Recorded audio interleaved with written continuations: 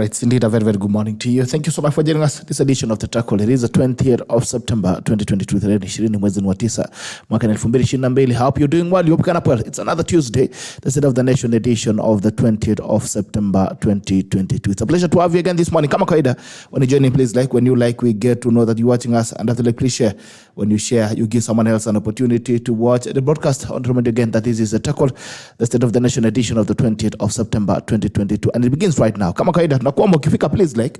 When you like, we get to know that you're watching us, and after please share. When you share, you give someone else an opportunity to watch the broadcast. When you join in, please like we get to know that you're watching us, and after please share. When you share, you give someone else an opportunity to watch the broadcast. Tukona AMBROSE WEDA, who is an advocate of the High Court. AMBROSE WEDA tukona sisi hapa leo this morning. We've been trying to get hold of him for the longest time. You guys have been asking about him, the chief chicken seller. Pleasure to have you this morning, sir. Good morning. Good morning. Hi. Salama, sir. Yes. It's good to see you again this morning. Thank you. It's been a while. We've been trying to get hold of you. I know you're a busy man. Thank you for having me this morning. I think it is my pleasure to share this morning. And good morning, our viewers. May I trust you have woken up well and you're strong and serving the country, serving yourself, and serving the Lord. Yes. I didn't know also you're an evangelist. Yesterday when I was going through your profile, I actually noticed that you are an evangelist. Oh, yes. I'm a canon in the Anglican Church. Born again Christian, evangelist, author, many things. I do many things. God wants you to have 7 or 8 ventures. Oh, really? Oh, yeah. Look at Ecclesiastes. 7 or 8. Cast your waters. 7 or 8. Not 1, not 2. 7 or 8. You do not know what will ripen. Oh, okay. I didn't know that. Oh, you should know. You should. You see, because the world moves in the earth and the world moves in seasons, there's a season for this, a season for that. So God says, my children should have 7 or 8 because you do not know the one which will come at what particular time. Pata potea. Not pata potea, but being wise. Being wise. Casting your net wider. Yes. Okay. Being wise. Because wisdom is the principal thing. That's true. What it says, seek wisdom. Okay. It is the principal thing. Of all you are getting, get understanding. Yes. Of all you're getting, get understanding. Yes. I don't know how many assholes you have. Evangelist, you need to have 7 or 8. I don't know how many you have. You need to get as many assholes as you can. You never know. Gani inaweza iva. Vijana wasikizwa wanasema kuna kitu inaitwa multibet. Yes. So you never know. Kama kaida lazima tuende mbele za Mungu tuombe. Alafu kirudi basi tunakuja kuingia kazi haraka upesi. Haya. Mighty Father, we come before you this morning. We worship you, we glorify your name. Thank you for another opportunity to be alive. Even thank you for this discussion. We thank you for this conversation that we are about to have. We thank you for this country. And we also thank you for every tackler who's joining us this morning. May we meet them at their point of individual needs. As we start off with us, when we finish, glory and honor shall come back to you. For we pray, trusting and believing. Amen. Hi.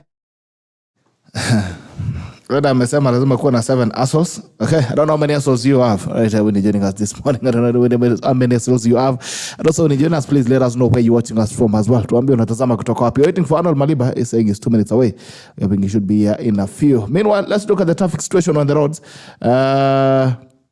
Looking in at Mombasa Road. Mombasa Road looks all clear this morning. There seems to be some little traffic along Nyayo Stadium. That is the Aerodrome Drive. And also the Bunyala roundabout. There seems to be some little build up there, but nothing to really worry you.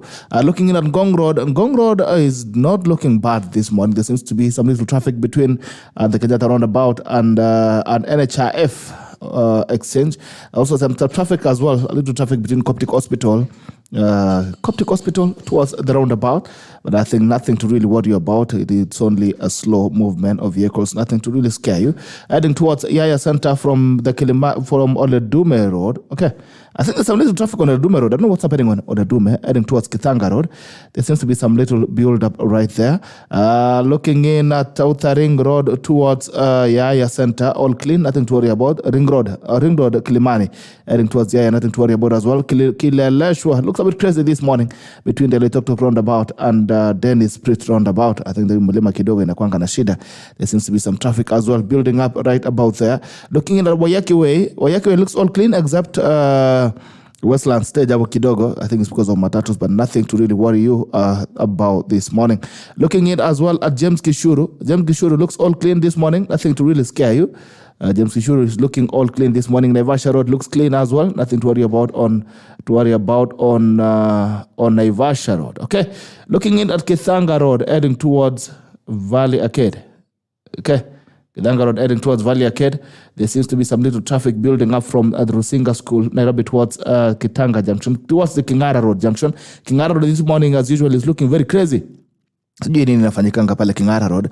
There's always some truck or something stuck on that road. Ukipanda mlima pale towards Keko Cafe, there seems to be some build up of traffic as well on Kingara Road. So if you can avoid Kingara Road, the better for you. And Ngong Road heading towards the junction from Legzo, some little traffic. Lakini hiyo ni kawaida, hiyo ni mataa. Nothing should really worry you about. I don't know how the situation is looking like on your hand. Looking in a Thika Road, kama kawaida lazima kukuwe na ka trafiki. Thika Road. To Thika Road, kuna kashida kidogo. Looking at Thika Road, there seems to be some build-up traffic from Delaru heading towards the Muthaiga Exchange. A lot of traffic heading towards the Muthaiga Exchange. Looking at Kiambu Road as well, there's a lot of traffic from the DCI heading towards the Muthaiga Exchange. Heading towards Pangani, inbound into town. Looks a bit clean. Nothing to really scare you. Limuru Road, kama kawaida kuanzia pale Aga Khan Hospital heading towards Parklands and also towards Musia Mill. There is some traffic that has built up right there. I don't know how things are looking on your end, but that's how we're seeing it right here. Okay. Then nikina nani wameweza kuamka mapema hii. Okay. Dancy Sanchez, no tiendo nada. Sijui lugha gani. Karaki Omasi, General, good morning. I'm watching from Kayole. Say hello to Canon Weda. Asante sana. Eric with the code. Tuned in kama kawa. I want a badge. Asante Charles Kirui. Watching from Karen Kennedy Ocheng. Lots of love, bro. CBC1. CBC, Nani will have to, Sosian will have to come and tell us about CBC. But also Canon will have to tell us something about CBC before you forget. Wamesema kuku zimeisha mtaani. Jen Mombe, good morning. Good morning to you, Jen. Collins Kipchichit, good morning. Good morning, sir. Pafisim Amisa Kama, Proverbs 4 verse 7. Get wisdom, the principal thing. Okay, Hosea Kimutai Winjo. Mwana Fetsige, Matele from Laikivia Kangwana Junior, General Bitokudo, Sasade Sada to Wakisi. Fade no morning, General, watching you live from Karen. Good to see you, Fight.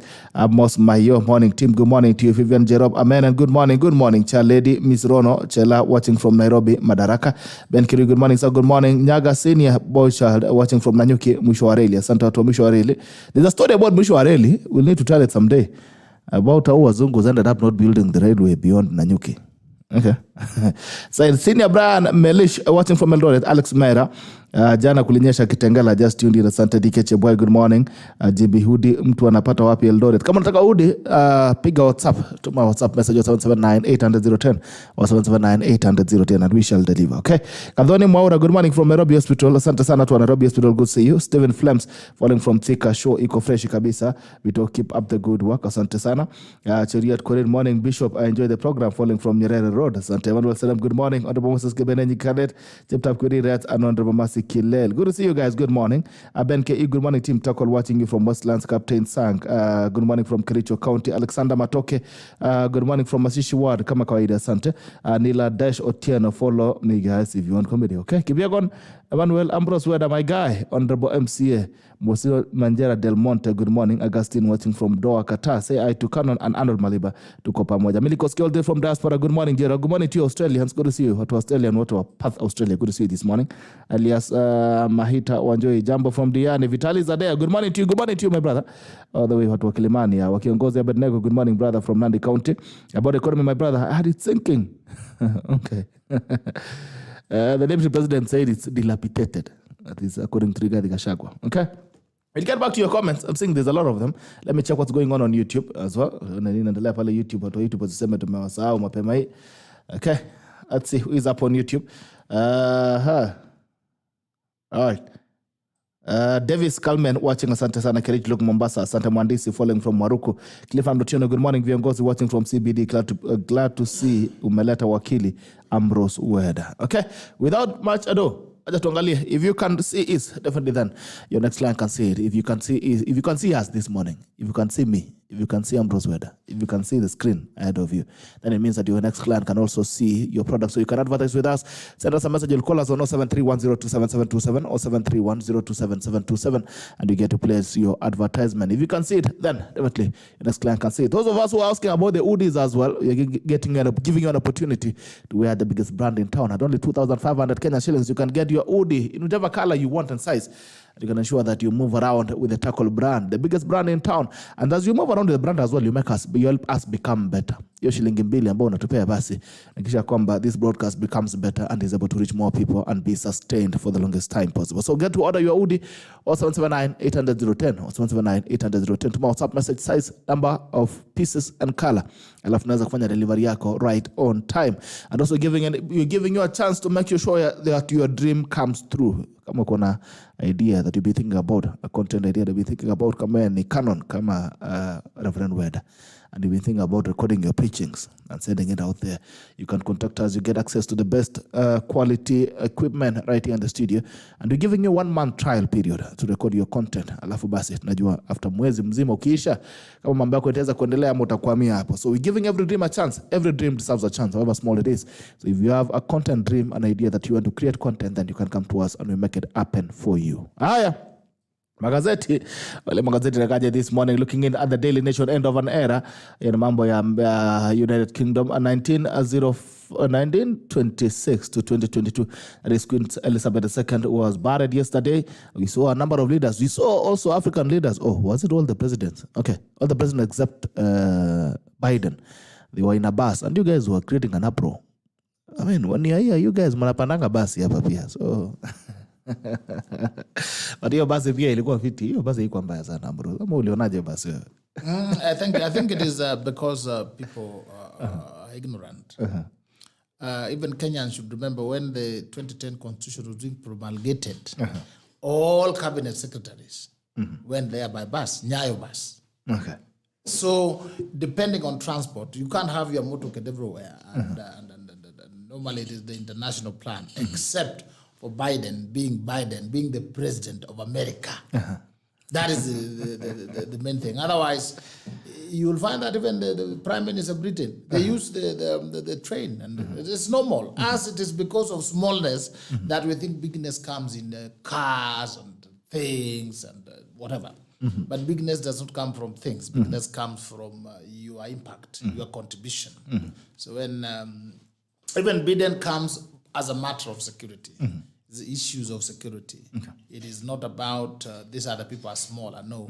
So I really don't see why there should be hula baloo. Some people try to put it like our president was with some touts in the bus. They just looked and said, Hon Buruto, weingia bus. Biden, gari kubwa. No. Tuaje siasa when we see our president out among other presidents. I think it's a good thing. And also sharing the photos shows people that there is the means, the end justifies the means. You want to move fast, move in orderly fashion. You look at the fastest. I generally use motorbike, piki. If I was coming here and I was late and there's traffic, I would use a motorbike. I would not be late that there's traffic on the road. I don't do that. When is the last time you used a motorbike? Not long ago. Last month. It depends with what I'm going to do and where I'm going, surely. It doesn't depend about me. It depends about where I want to go. Yes. But I remember there was a time I was going to a local media house, and when I came out of my house, I live along Mombasa Road. And I found there was traffic. And I couldn't leave my car on the road, so I returned. I went back and took a motorbike. I've been to the airport on a motorbike several times. Yes, and so I even walked from the airport to my house. It is not about class. It's about, are you able to accomplish what you convenience? Want? Yes. Okay. So what is the obsession of African leaders with motorcades and all these big man things that's around them? What is the obsession? To an extent that when we see them in a bus, it becomes a bus. It becomes an issue. I think it is because of our smallness. We are grown by things, so that you want to see a leader and then you want to see a position. So if you look at somebody who looks like you think that should not be a leader. yes, if somebody is like you or looks better, we go by sight. Although God wants us to go by faith. But as we go by sight, I look at you and I look at the way you are dressed and so on and so forth. That's why we con persons, they play with your sight, Psychology. The psychology. They look at you and they say, this one looks like a very successful person. And because you're in a tie. You're in a tie and a suit and expensive, and you are carrying big phones which are very expensive. There's one now which I think is foldable. It keeps turning. Oh yes, it's now foldable. those ones. That's how. But otherwise, as you grow to the superior levels, it's about impact. How far you reach, how far you are impactful. You look at somebody like the late Mandela. He was wearing his own Mandela shirt, looking just ordinary. But his impact was huge. So that is where you should strive to. Even Jesus was just moving around there in a donkey. Yes, some people move in big cars. Dada, you know, Dada maybe lived before you were born. The president of Uganda. Bigness, but nothing. Butcher. Left nothing. People like Mandela, small, but impactful. Okay. Yes. That's on the Daily Nation. Last Friday, the president says farewell to Queen Elizabeth II at the historic state funeral attended by world leaders, among them William Ruto, as a country much changed since the Queen's coronation in 1953. Digs deep into its centuries of tradition to honor the only monarch most of its citizens have ever known. Talking about that, these are the guys who tell us about democracy, and most people have criticized them for the monarchy thing. Do you think that's an effect on their democracy, and should Africa look up to them in terms of matters of democracy? Yes, you know, people talk about democracy according to what they think. Okay. And according to many things. Some people talk about democracy in the view of fighting others. Otherwise, if you look at Britain, they're able to elect their leaders. If you're talking about laws, if you talk about taxation, if you're talking about governance, then they elect their leaders so that the queen or the king or the monarchy is the holding ground. Like you have the cornerstone. Like when you're doing a big building, you take a corner. So that is the corner they have. And I think people who are saying it's not democracy, I really don't know what they understand, because there are systems. There's the parliamentary system, and then there's the presidential system. And then there's the Madugudanio that other people are having. Like some neighboring countries where people are there forever. They're like Queen Elizabeth, but they're saying they're democratic. So you look at it, I think you understand which system. It depends on where you're speaking from. So yes, so if you look at your system, you will think the other system is not democratic. If you look at this other system, you think. But the parliamentary system, the British one, I think is a very, very democratic system, if you ask me. Okay. With this an anchor on stability. Okay. Yes. All right. So it's as good then. The monarchy is as good as ceremonial. No. Don't think so. Okay. What's the role of the monarchy? The monarchy is like the cornerstone. You know the cornerstone? It looks helpless. It looks quiet. It doesn't interfere with the building. But without it, there's no building. If you're talking about certain things, number one, the monarchy, the king now is the commander-in-chief. Okay. Of the military. He is the boss. There is the House of Lords. There's the judiciary. He plays a role. In fact, he is like he owns the country. So it's only that he has chosen to be hands-off, day-to-day governance, day-to-day politics. But you don't make a move without him. Yes. Okay. Looking at the standard farewell like no other, the British aristocrat showcased the best of their culture and rituals as the world bid goodbye to the longest-serving monarch, Queen Elizabeth II, with billions watching the ceremony around the world. The power play, color, and honor, according to the Queen, was one of its kind. The story is on page 234 all the way to 72, and you're seeing the picture right there. It was actually interesting seeing the marches there of the military. I mean, a very interesting coordination. Gachagua will probe state capture. In a Grenadian interview, Deputy President says the economy is on its knees because individuals use state machinery to enrich themselves at the expense of the country. They will drop state capture. Is that state capture? Where? You said anything? State capture. Yes, there is. You saw South Africa dealing with this issue of state capture, proving it to know how deep it has gone. But I would think that the new administration coming in, they must and continue to work in order of priority. You look at what comes first, because we have many things to tackle. In life, we have so many things to deal with. But you see, which one comes first? Which one comes second? Which one comes third? Which one comes last? All this. So if you get your priorities topsy-turvy, inside out, up, down, then you are also headed to creating other problems and having difficulties. So I think if you look at the country today, the challenges facing us, state capture would be one of them, but it would not be up there. It's not a priority. It would be somewhere down here. So that when we hear the deputy president talking, you want to hear him talking about steps being taken towards CBC. You want to hear steps being taken about cost of living, what is being done, farming, and all these things. These are the words, the verbs you want to hear from his mouth every morning, every lunchtime, every evening, every night. Then along the way, as we move on, he will say, we have also seen inside, we have found there was state capture. We will set up a commission to look at it. As they look at it, we continue working. It's like you go to a house, you find it's dirty, you say some people are cleaning, but I'm already working this. But if that becomes the main agenda, there was state capture, yes, now we have released the state by putting them. We have released, we have delivered or acquired the state. So he can't continue to talk about the state capture.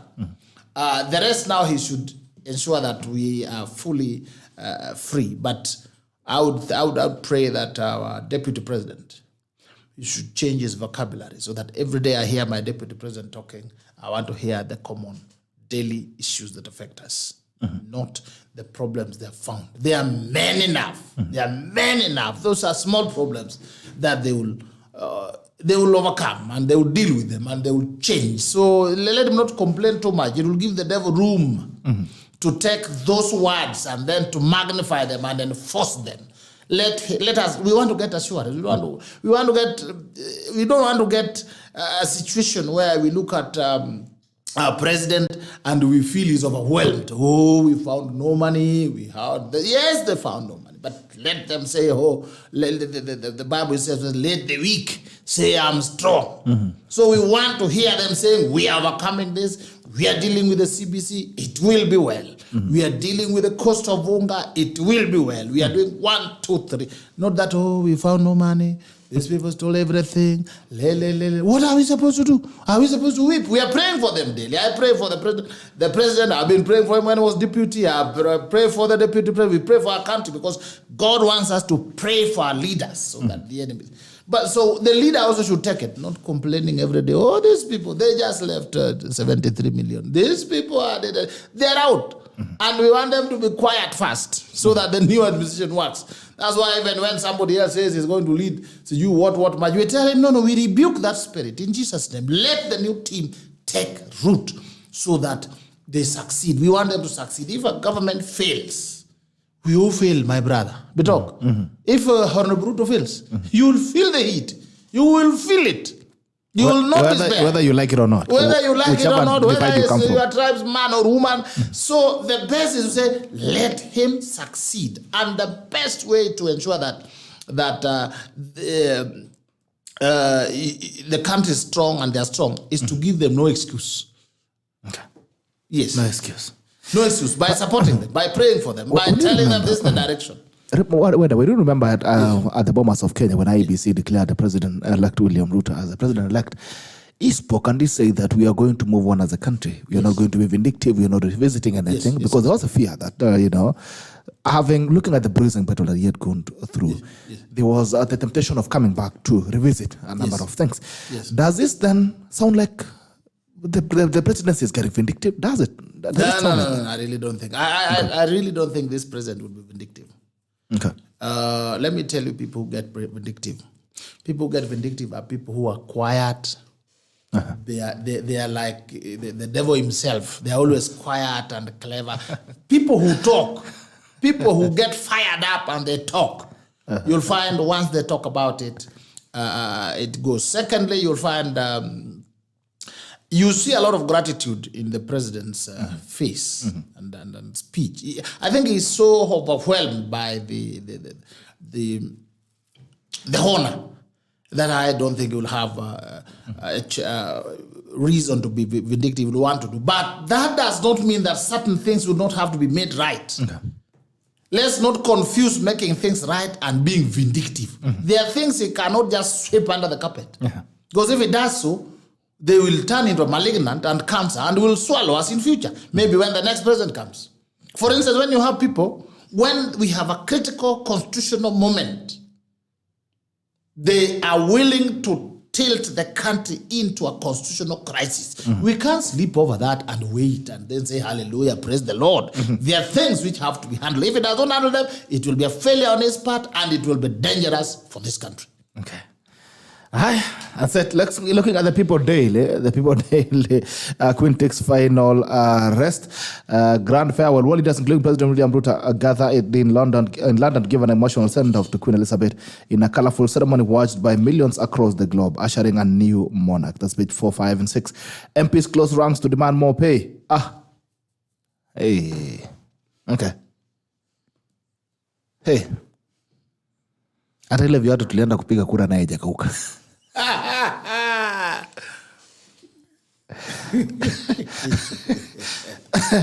MPs close ranks. So it means across board. Yes. Across the political divide. There are things that they will be very united over. They are all in CDF. Money. Right. Those, they're close over. That's why the Constitution says you can't alter the process to your advantage. So if you increase the salaries, you increase them for the next generation. And it's a fight that they will have to go through, and it is very strong because Kenyan civil society people are also ready to deal with them. Okay. I think we cannot be a salary nation. We can also not be that you see somebody on his scooter, motorbike. That has been his means of transport, and it's a small garage, that's house. We are not saying anything is wrong with that. But immediately you go into politics, you go into parliament to get your V8 and V9s and big buildings. No. Just go there to legislate, to oversight.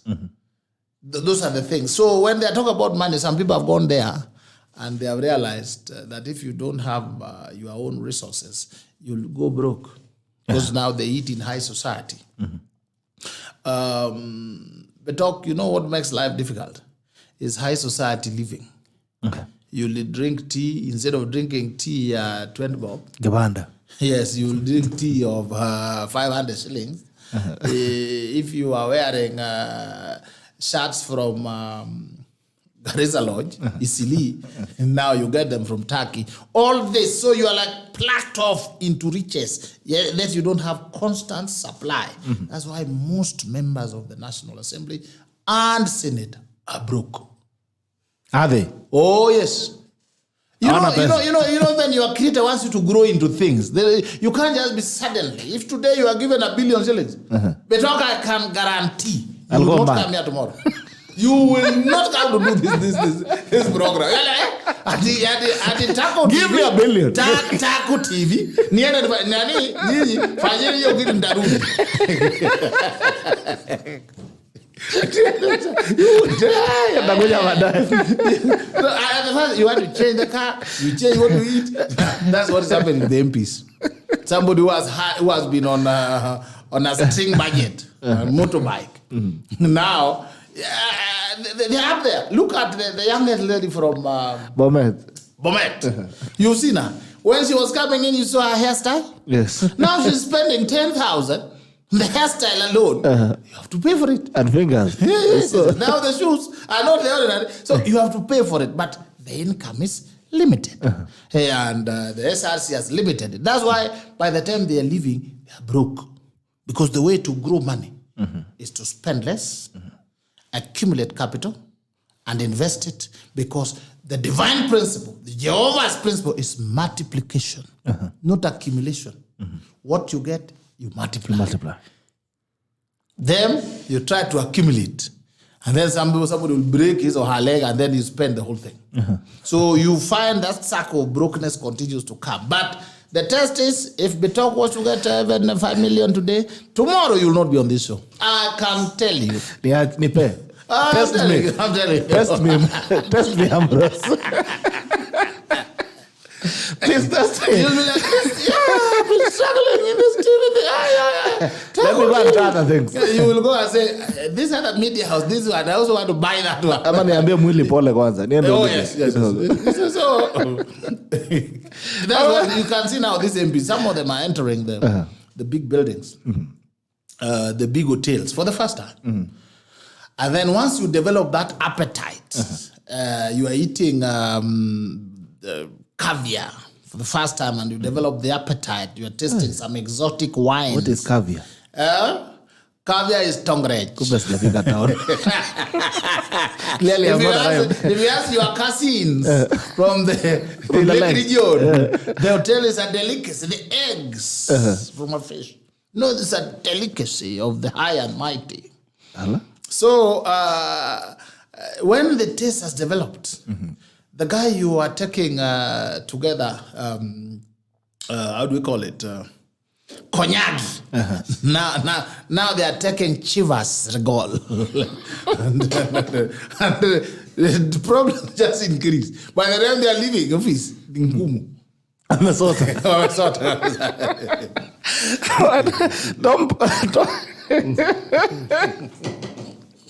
I thought banker once on dangers of subsidy, but any subsidy is a cost that someone needs to pay, to be taxed to pay. I think you were speaking yesterday during the induction of the members of parliament. Yes. And you were saying that, the biggest burden that we've had to carry is subsidy. And sometimes we imagine that it's free money. The government has given us free money, subsidy.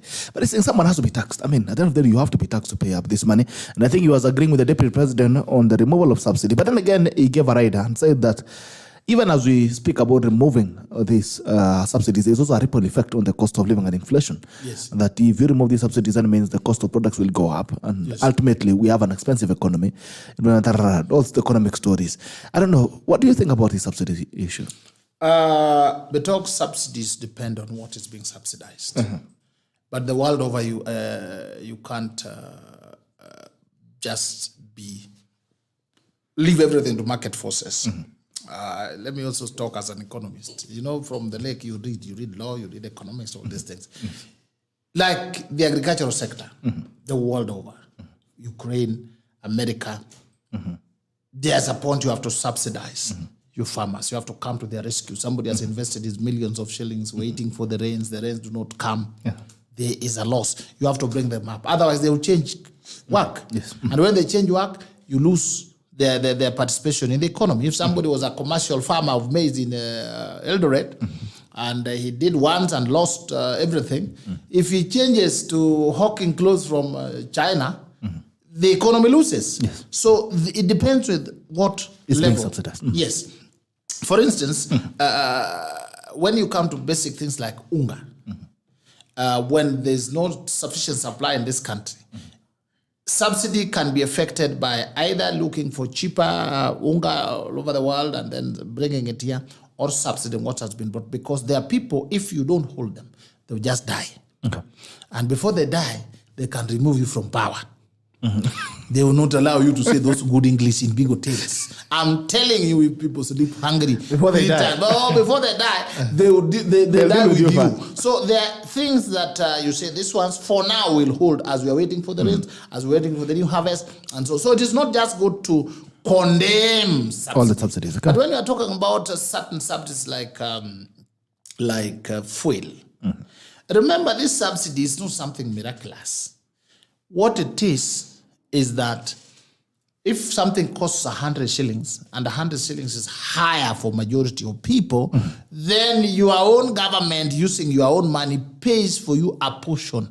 It's like contributing. They're saying, Betok, bring 60, I give you we'll 40. give you 40, and then you'll get something of 100 shillings. Now, it is good, especially when it is for a time, to solve a particular problem. But people can park on subsidies. They use it now to make money. They use it. They find ways of making money. So subsidies become an order of the day. It is not an order of the day. It is something to solve a specific problem for a specific period. Like now, the cost of unga is high. But a time will come when we have bumper harvest. We are able to import. The war in Ukraine has gone down. Now, that time you say we are now winning ourselves of this. So I don't think it's a blanket thing where I say subsidies are unsustainable. That again is not economic. Because if some of us go too hungry, if I don't eat ugali for long because ugali is not there, then I will not blame the weather. I will blame my president and the deputy president. And will tell them, I know ugali is difficult because maybe they are not eating ugali. They are taking milk and the deputy president is taking waru. So that's why he's not caring about my ugali. So there are things, there are people we have to hold as a country. So you agree or disagree with the scrapping of subsidy on fuel? The curbing of subsidy on fuel, I think, is a good thing. You agree with that? Because some people had packed on it. You know what it means to pack? Now they're using it not only to ease the burden, but also profiteering. Some people are profiteering on money. it. Now it is another business.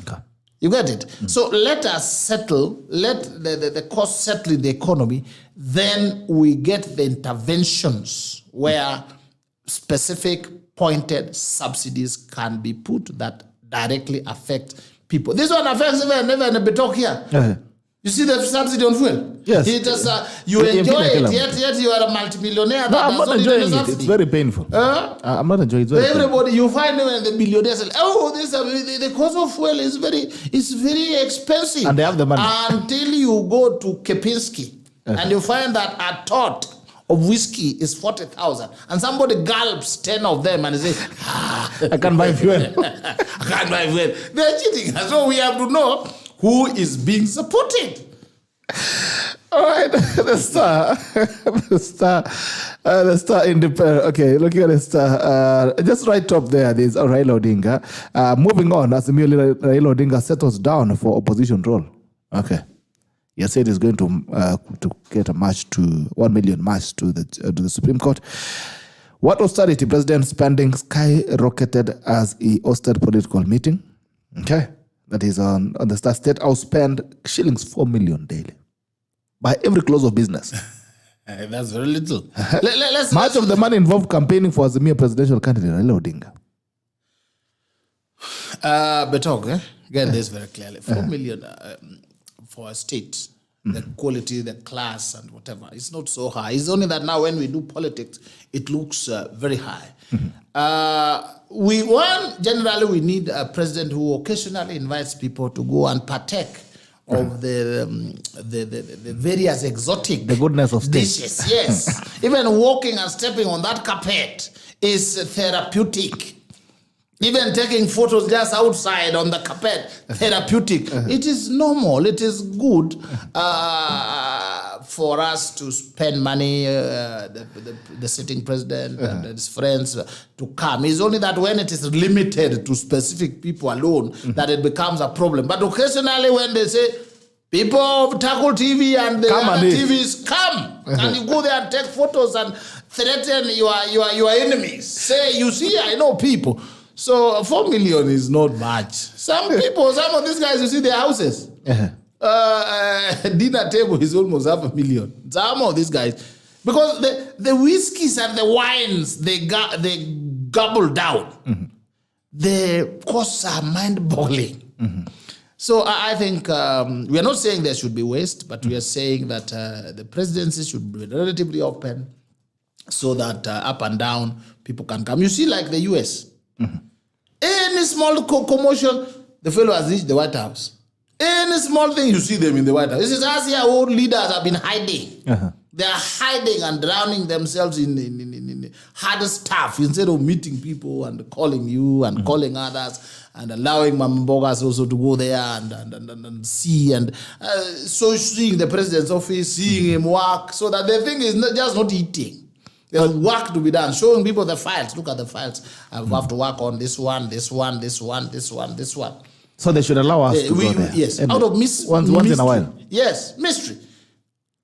Okay.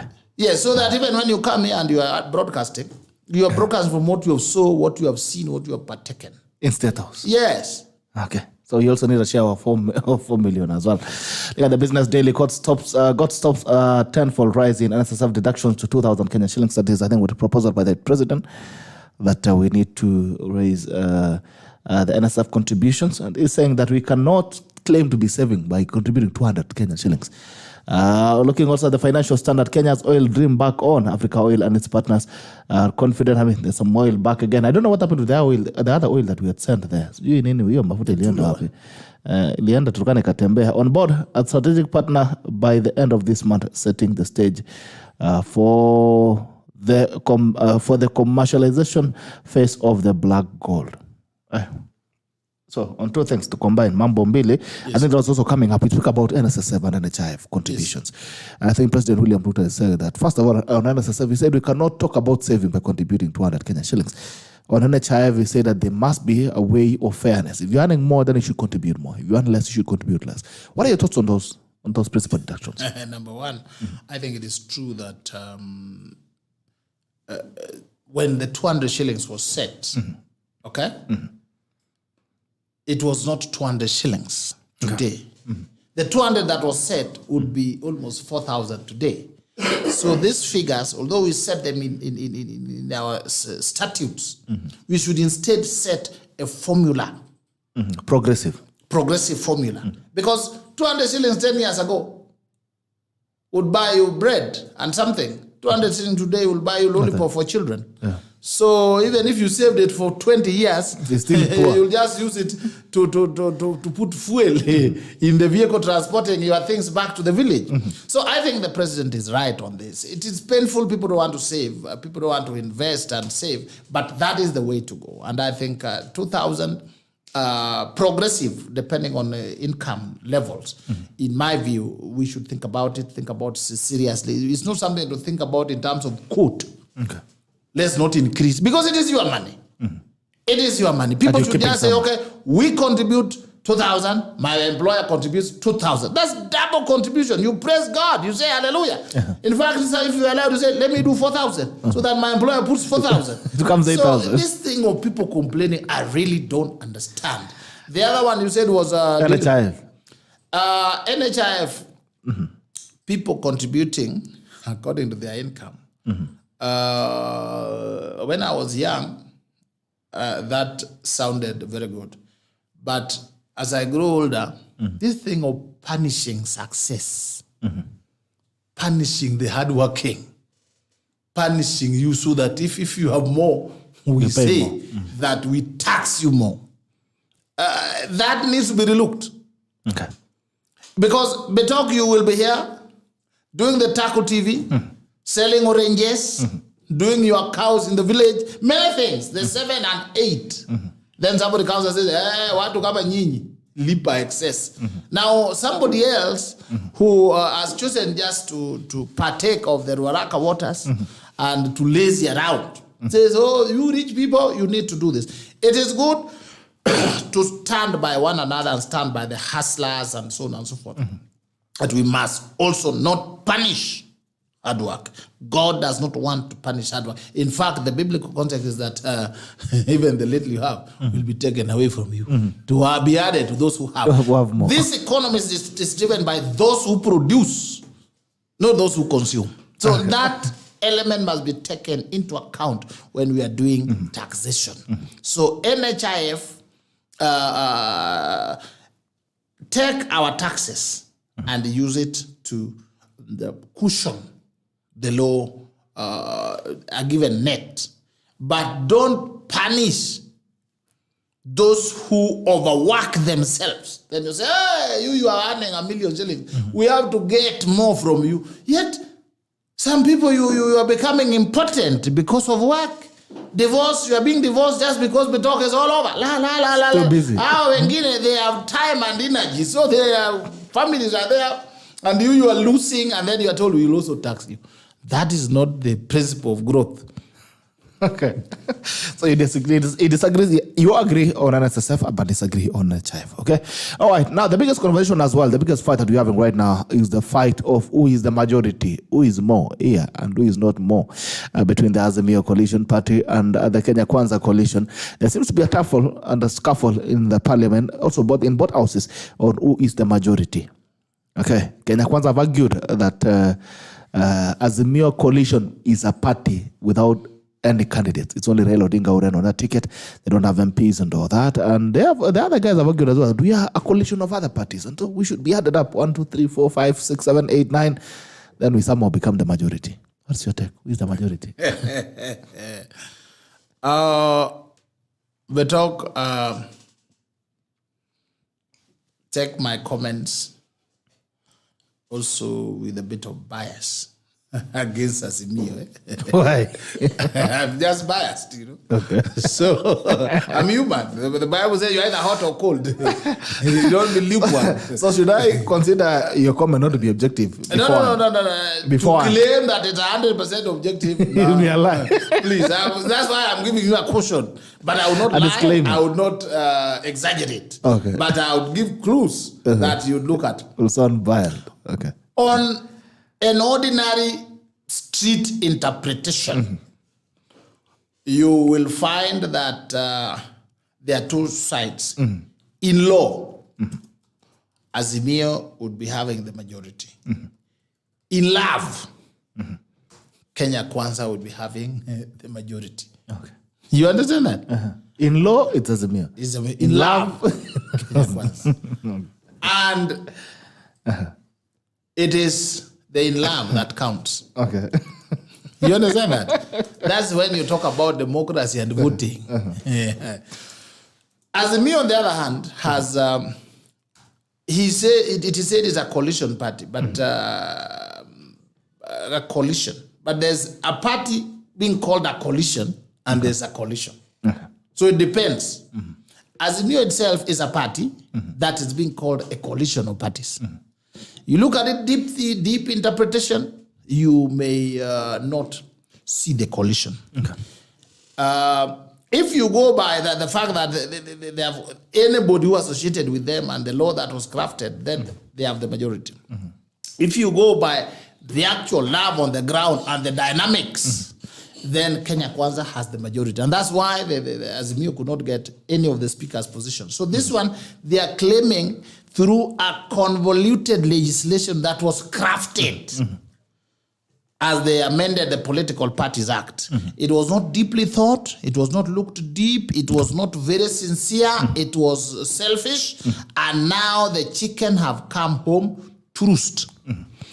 The main thing will be for the speaker to rule. And I see the speaker ruling that Kenya Kwanza has the majority. Remember, the rulings of the speaker need not be very accurate.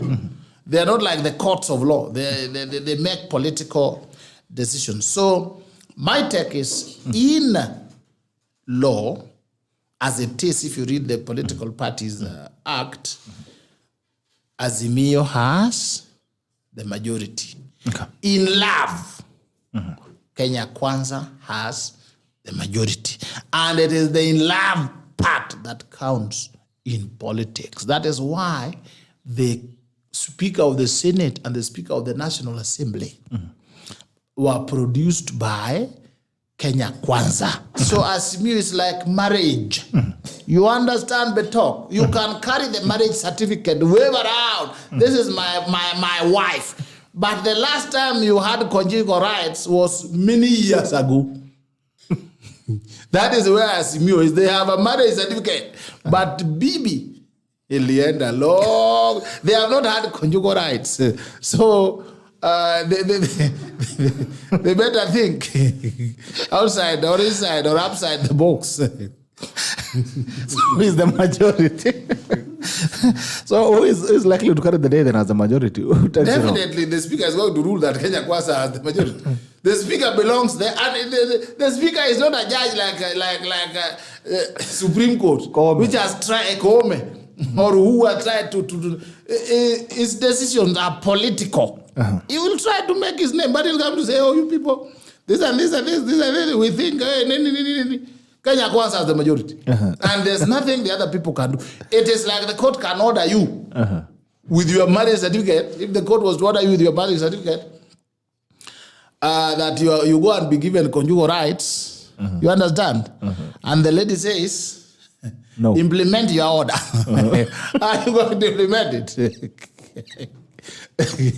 so I really, if I was Azimio, I would re-strategize in certain respects, because if you allow yourself to be humiliated again and again, the public loses confidence. They went to the Senate. It's like they never thought. Eventually, they couldn't even do the Senate thing. They went to the National Assembly again, so they'll do the majority leader. And then the supporters would lose the face. So I think they need to re-strategize. There are things you negotiate. There are things you talk about. Some of the people they claim to be their members, they disowned them during elections. I have my friend David Ucheng. He could not even join Raila's rallies. Alituangwa, alipigwa. We have people like Shakil Sabir. He couldn't. From Kisumu. He was disowned. Now there are others who, out of love, have gotten a new husband. People like Kamket of Tiati. How are you going to force them to be in a relationship? In a relationship. They are gone. So you have to check. People like, remember some of the members of Azimio, do you know them? Can I tell you? Yes. Wetangula. Those are the members of Azimio according to law. Now, that's the fellow who's going to rule that I'm Azimio. You know, there are things that you hope against hope. I would have said, let's lay a new strategy. Hi, Arnold. You've become very responsible. We'll call you out here on the tackle because we don't mince words. Why are you 1 hour late? Even if you don't take any of us seriously, whether we're myself or the tacklers, why would you be 1 hour late? I'm actually sorry for coming in late. I hoped I would make it in time. I slept very late. So you slept at what time? At about 2. So by the time I woke up and ran, I spoke to him when I was just waking up. And then you get in the morning, the car always has got something to something. In fact, hata ningechukua tomat ningekuwa better. But by the time you change the tire and everything else, you are looking like a mechanic. So I'm sorry. You know, I'm a co-host around here. So ordinarily I shouldn't be coming late. This is in-house. This is the fourth time. This is what Weda says. Like a marriage that should be dealt with behind scenes. These are stuff that should. But you need to own invest in a nice motorbike. See your easy boxer, a nice motorbike. I'm not saying there's the wrong motorbike, but as a young man, you enjoy. Even you wake up and there's traffic or what, you get into your motorbike, you come. And you know, he came a little bit early. Actually, yes. I'm thinking having Anduthi is much better now. Yes. There's a little bit of a crackdown around City Mortuary there for matatus. So you after you've gone after that, you realize there's no jam. But then before that, everything else is stacked up. You get there, you realize police officers have just packed matatus aside, and that has got a way of slowing up stuff. Yeah, so I'm sorry for that. We'll find Actually, tomorrow you should sleep. I'll just come and run the show alone. So, so tomorrow is my sleeping day. Tomorrow should be a sleeping day. Fair enough. On the majority and the minority, what I was telling us about the certificates and the conjugal right, and the fact that you can be told, okay, you've been given an order, go and do that thing. But the wife is not at home. How are you going to go and do it? Who is the majority according to law and who is the minority? I think de facto, Kenya Kwanza are the majority. There is no argument around that. That is the fact. And you don't need literature, you don't need English, you don't even need law to understand that Kenya Kwanza has the majority. He's already elucidated that speakers of both houses are from Kenya Kwanza, and that is the first demonstration of who is the majority. Okay. Yeah. So, secondly, of course, there will be that argument around Like he said, this is what the certificate says. But a certificate is one thing. A marriage is entirely another thing altogether. Like just like carrying around a baptism certificate. Going around with a baptism certificate is doesn't mean you're going to heaven. Being a Christian is entirely another thing. To be a Christian, you make a decision every single day. It's not premised on the certificate you have, or rather the baptism you underwent. That's not really what it is. So, did you, well, of course, Azimio is really in love with the filibustering. They know these things also. Just the same way they took us for a ride during the elections when we were counting, especially after elections. The numbers were out there. They knew, but they still would go around. They're in love with the filibustering. You know what Kajwang was trying to do during the election of the speaker? Going round and round and round and round. That obstructionist approach to things has actually become the signature way of Azimio's mode of operation. So, and this is the problem of rushing through laws. During the amendment phase, the idea was to punish any other person. And they forgot. And you see, for example, I told you, like, for example, I ran on an Azimio associated party. And we took so long trying to talk about zoning and zoning and zoning, whereas the other guys had already settled down and they were running. There was so much impact when it comes to the multi-layered way of doing things. Azimio was so complex, as in even a computer doesn't have anything on it. It was so complex. You don't know what a council, there is a summit, there is that thing that used to meet at KICC every week. I don't know what that was. You are not there. I think maybe we're not there. It was multi-layered. Too very complex. Even the decision-making process was quite difficult. The same way they approached reviews, even as they tried to make laws to favor them. Now, even the laws that require people who are exiting Azimio to, I don't know, is it 6 months? That in itself offends Article 38 of the Constitution.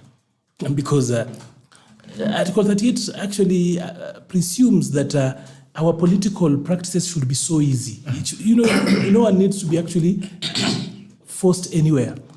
And that's where we are, that UDM, for example, already moved on. Actually, I'm surprised. It has a lot of MPs. Where does a marriage end? Does it end in a court, or does it end at a time when somebody has decided that this is over? Okay. You can't actually say that a marriage now, seriously, a marriage ends when the judge says it ends. That's not true. The marriage ends when the partners, one of them has decided that this is over. It's over. Yeah, so these are the aspects of forcing on people and saying it doesn't matter whether you laminate a marriage certificate, whether you frame it. By the time people are going to court to seek a divorce, they are seeking to make it official.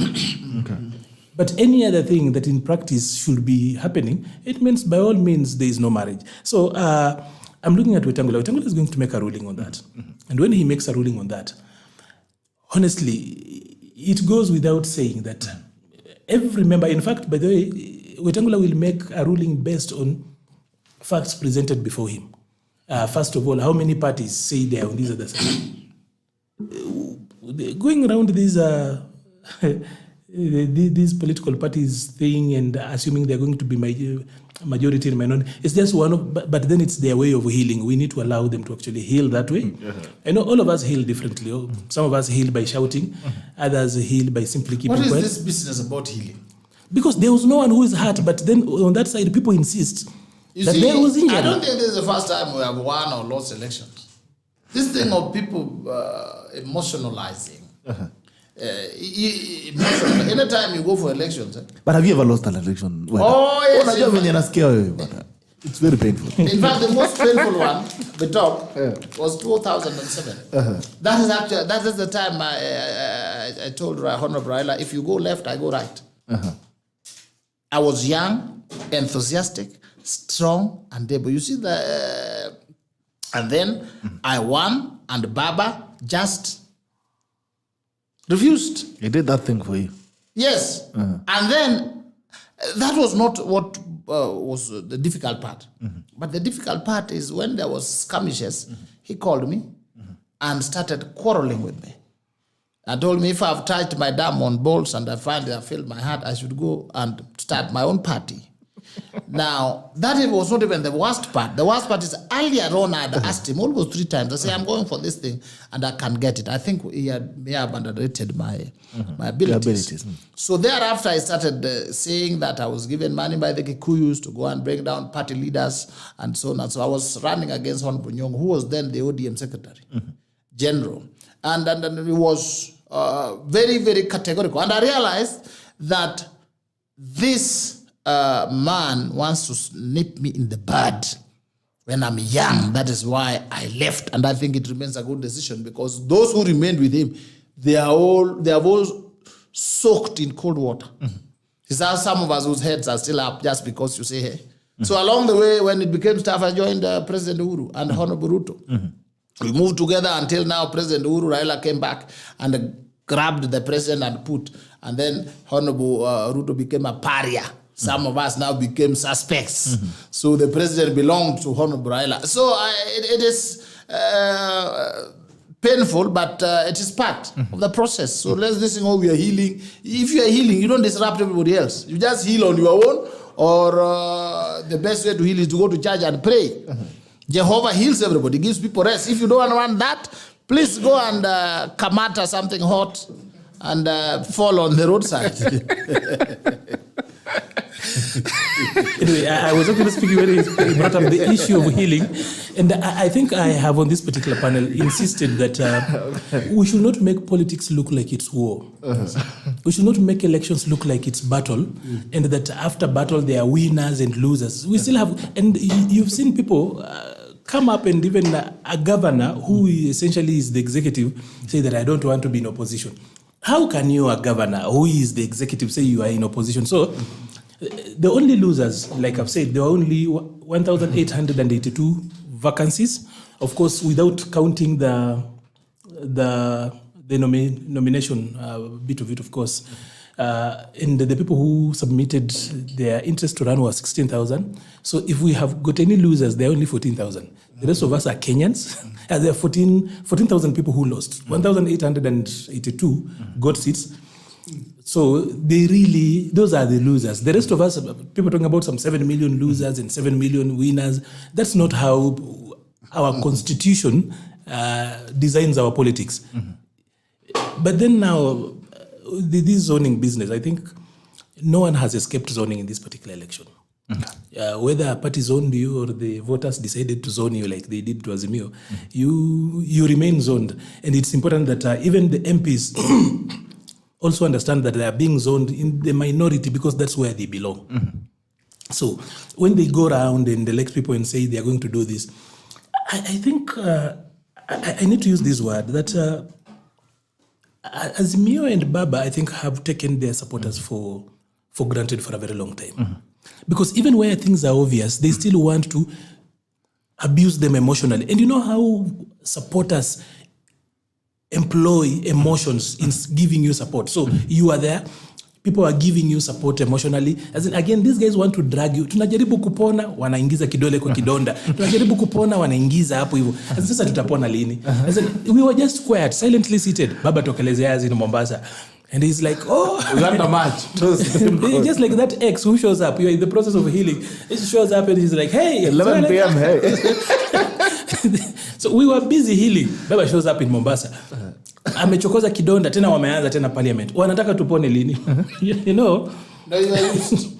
No, it's not. That's your way of life. It's not. It cannot be a way of life because, you see, just how the public is actually reacting.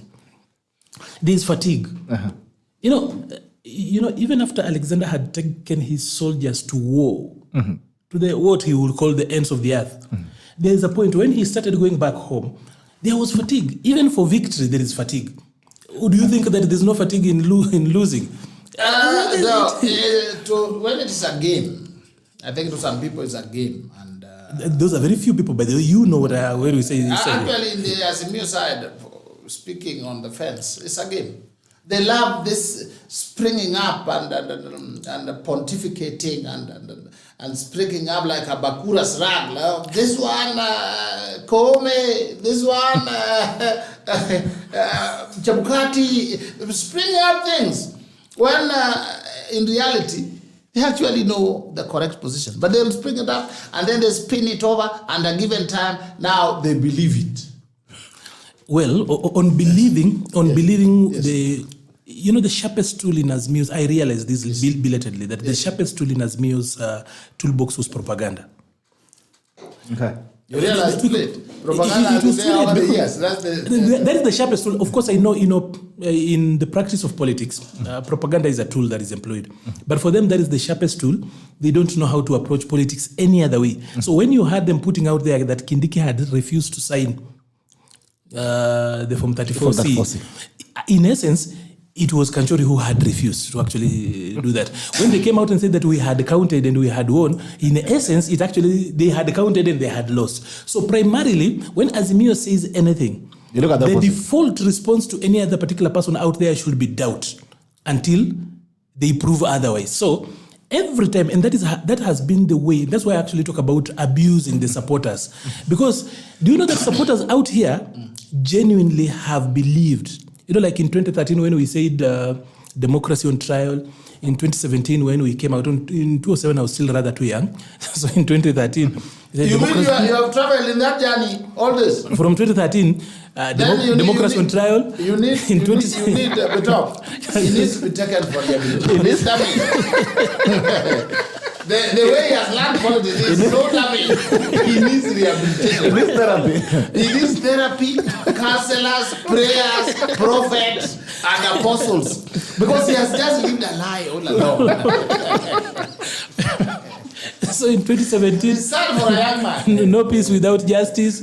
Now in 2022, we are here talking about Chebukati versus the people. Literally, we've tried Chebukati versus the people. It's not flown this time around. Now it's a bird without wings. Now we are talking about the people. And they're never writing decisions. Yeah. I don't know, the devil speaks which language? English, Kiswahili, or which one? As in now, I have learned politics the hard way. The wrong way, not the hard way. It's hard. Not only wrong. It cannot be wrong and easy. It's wrong and hard. It had been wrong and hard. The wrong people, propaganda, liars. Because the truth is that we counted. And that is why, like, a day old from Wednesday, I came out and said, no, this doesn't look right. I have been here before. I said, if you've been somewhere and people carry you, blindfold you, then you are like, no. I opened up my eyes on Wednesday in the evening and said, after we did elections on Tuesday, on Wednesday I said, no, I know this place. We've been here before. As in, this place is not new. I know this place. So I think again, I think he has been bought. Just people say you have been bought. We know you have been. Of course, I know. We know you are going to carry. I am a mall. Listen, you are a mall. You are everything else. That has actually been the language and everything else. But knowing too well that a number of the people we've worked with this journey actually have woken up and they've got the realization that this is not how we do politics, that politics is not war, it's not battle, and that justice is not an embodiment of an individual, but principles that stand out there. So justice cannot be a moving target. Where if it doesn't favor me, when we were young, we used to play, like if you're the owner of the ball, the plastic balls we used to make. If you're the owner of the ball, until your side wins, that's when the game ends. And that's exactly how we've been treated here. That it's only justice if it favors Baba. Okay. And that Baba can cross over and go to any other side, and that is not mall concept. He's not practicing mall concept. He can show up on the steps of Arambe house, do it, and no one considers that mall concept. But when Weda here crosses over and speaks his mind, when you criminalize people speaking their mind, and some of us actually, even if you ask my late dad, one of the problems he had with me is that I would always speak my mind, and he would be like, you're a difficult boy. No, not difficult. I know some of your ancestors who look like this, but if I didn't know your ancestors who looked like this, I would say you are not my child. So, criminalizing free speech, where it is either their way or the highway, and that when you speak differently, you become... By the way, if there's any reform that is actually needed, we don't need reforms actually in Kenya largely. I'll tell you that. We need reforms in our family, we, the people who have been following the Azimio side. That is where we need reforms. We need to, because we have shaped the politics of this country for a very long time. using a very wrong formula. Okay. So this is just a way things look. And when you finally get over it, you realize I've been blind. Like the blind man who tells, did this man heal you? You are like, no. The one thing I know, I don't know whether he's a prophet or he's a man of God or he is not. But the one thing I know is that I was once blind. But now I can see. But now I can see. And it takes a lot of time. It's normally a very painful process for people to get to that point, at least politically. You know, Yes. I can't see any leader in this country who has not been tainted. Okay. Anytime you take a different side, you are tainted. The president is a thief. Honorable Ruto is a thief. He is this and this and this and that. Until he's supporting Baba, then he's clean. Honorable Musalia Mudavadi, a thief. Siji what? Until Kalonzo Musyoka, Uhuru Kenyatta. There is nobody who is good unless you are supporting Baba. Personally, I think the biggest challenge we have as a generation, his generation and your generation, is to liberate this country from the liberators. You've given up. They have turned into Okinja. You know what Okinja is? The liberators have taken the baton and they are put under their armpits. And they are going with it wherever. They are saying, you have to literally break their hands to get the baton. I hope and I pray that the current President William Samoei Ruto will not go back to bed with these liberators, because it will be very difficult for us. They are also clever. They begin a war, they begin matches, then the president is threatened, then they say we can work together. Then they go in. Now, if that's the only thing I am appealing to the president, William Samoei Ruto. Please, you are being given the president, move. Leave some of this 1 million march. Threat us. Leave them for us. We will deal with them. We know them. We have worked with them. We know them. But if you fall afraid and then you now call to cool them, you shall have made it difficult for us. He'll actually have betrayed us. Yes. I thought that President Uhuru, my main reason for standing with Honorable Ruto and Honorable Uhuru 2013-2017 was this liberation. Until they went and recycled Baba. Then now, Baba came and became such a big threat. The next casualty was the deputy president. Now let him not do that to us again. We are praying and may Jehovah continue to order his steps. You don't want an answer. Because we have to liberate this country from the liberators. They are carrying the baton and they are put it in their armpits, ndani ya koti. Wakafunga koti na wakaweka belt. We'll have to break their hands to get this thing. All right, moving on quickly. William Ruto is set to name his cabinet. Already there's been complaints about the inclusion of politicians in the cabinet. People are saying we don't want to see politicians in the cabinet. There have been people who have been speculating as well. We've had some more, speculation. People are going to resign. You've heard about Murkomen, you've heard about Wahome, you've heard about Dwali, you've heard about a number of guys who are said to be added into the cabinet. But there's been an uproar. They're saying, no, we don't want to see politicians in the cabinet. But anyway, without the stories that you're saying, because Arnold has said also sometimes we feed on a lot of propaganda. But anyway, looking at when he's going to put up his cabinet, what do you guys expect from the cabinet? I'll start with you, Arnold. First of all, I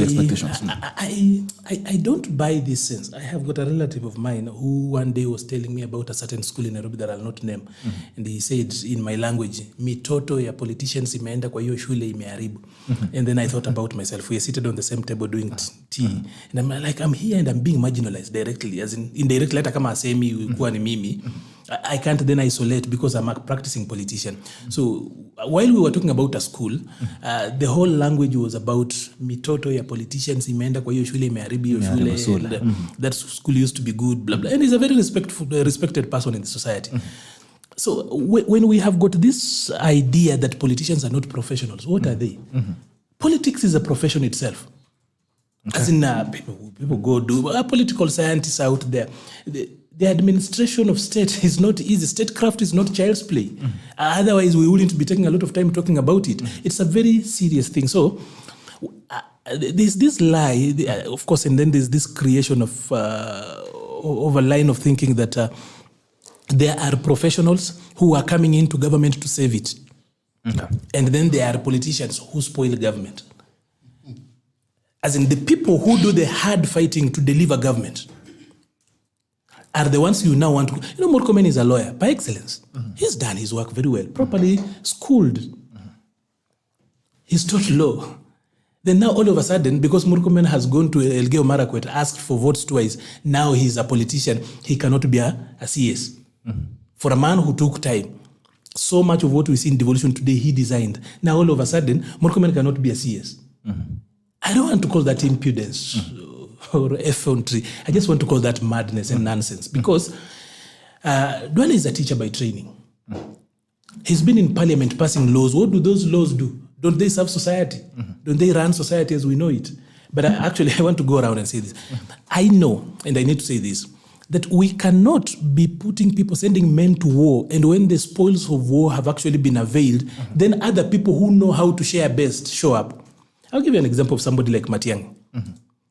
This man, of course, in 2013, if he did anything, probably Weda knows, probably it was in the back end. But as far as I know, I don't think he played what I would call a phenomenal role. Okay. He comes into this particular government, he becomes too powerful and even looks down upon William, who literally woke up. Unajua kama sisi nalala saa 8 tunaamka saa hizi tumechoka. William will run and campaign the whole time. Then he's here looking down upon him, and we had got people who are like, who's this Musheru? Yes. Who was somewhere in Upper Hill, I think, in some Google office, showing up and then now talking down to somebody who actually made that government possible and even his appointment possible.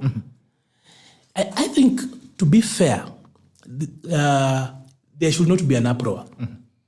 If you are either part and parcel of this battlefront, because a battlefront has got so many segments. There's the vanguard, people fighting there, or those people you are now calling politicians, going out there and winning souls. Just like Christianity, there is what they call the fivefold canon, yes. The fivefold ministries. Talking about evangelists, teachers, who are the other? The apostles, the prophets. I'm forgetting the other one. So all those, everyone has got a role to play in ministry, right? So you are either part and parcel of this particular process, but you can't be seated somewhere that after we have won government, now you say that I've been working for the African Development Bank and I am therefore suitable to become a PS or a CS. I'll bring in goodwill and everything else. The days where people have to manipulate politicians and get around these issues actually should be over. In any case, I think William should first and foremost remember the men who went to war with him. Okay. You cannot have people who articulate your vision to the level where the populace buy it, and then somebody else who wasn't there, didn't understand it, now comes in and he wants to administer that particular policy. It will not work. It will not be easy. They'll tell you how it can't work. They look down upon the very, very people who made this thing possible. So I don't see any problem with Duale, Murkomen, Ndindi Njoro, Alice, or whoever it is ending up in the cabinet. After all, those are the people who understood the bottom up. After all, those were the people who are selling it, right? Okay. So the people who are there, Kina Veronica, Maina, the Ndis of this world, they were doing politics, right? Yes. They put their reputation. You know, when Weda comes here and he speaks the way he speaks, you know he exposes himself, right? You know he can miss out on clients in his business, right? It's the same way when people go out there and campaign for somebody. Those people miss out on their other interests, but other people want to eat their cake and still have it. You cannot go out there to fold your shirt, muddy your hands, but you want to show up later on and say that, okay, now that you guys have brought this thing, I am that particular mortician. You guys have already killed. I just want to do surgery on this and then give you a report. We can't move that way. So that uproar is actually, I think, founded on hypocrisy. I expect that, of course, William will do a balance. There is talent. You can bring talent from elsewhere if it's going to add in value. But as I know, one of the best cabinets I've seen, and probably I've not been around to see so many cabinets effectively, is the Mwai Kibaki cabinet. Who in that cabinet was not a politician and a practicing one at that. Everyone in that cabinet was elected and therefore practicing politician, right? But didn't we have one of the best cabinets? Okay. So the business, the wording around, sijui politician was going kwa cabinet. Kibaki alikuwa na cabinet ya kina nani? Kina Murungaru, what were they? Everybody has got their own problems. The other day, Uhuru is the guy who probably brought in a cabinet that was almost 100%. except for Keter, who came in later, and the others. Okay. Most of those guys were people who, quote unquote, were brought from politics, professionals. So I expect a good balance between, and this particular time, William has been one person who actually has worked with young people. If you look at Rift Valley today, from 2013, he retired a lot of Raila's age mates and friends and people he worked with. We also hope that it will be reflective in this particular administration, that we can see the young people he actually worked with, and he it's not like this other side where mnatengeneza kitu kisha maza mnaambiwa nyinyi you still have got time. You know, even when they this age he has, people wanamwambia you are still young. Wewe bado young. And amezeka. Sasa amezeka. Akona watu wale wenyewe they will actually call him uncle.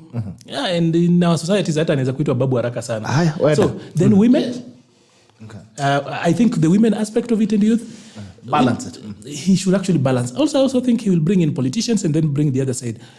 But over and above, I need to say this. It is William's call to make. Let us not keep on trying to also... He's been here, he's fought it. So can we allow him to come up with a cabinet that will help him deliver on the promises he's made? Okay. Yeah. All right. The talk, thank you. I don't know. Maybe you pull your mic a bit closer towards you. I don't know those who will be, and the names you're touting, I think those are your names. I'm just saying things I had in the graphic. And then I put it on the side. Some are there to make the then I shelved but let's just look at the principles. When you talk about government in this country, what comes to your mind is the president, the deputy president, and the cabinet secretaries. Okay. So one assignment that the president has is national, integration. And the Kenyans believe that they're in government if one of them is in government. Do you know that the Luo nation has 3 cabinet slots in this country, and they feel exclusively left out of the outgoing Uhuru government? We live left out because those who are in cabinet, they don't bring the flag in the village. We don't see the flag up, down, left, right. We don't visit them and have a cup of tea and say, today I had a meeting with cabinet, waziri.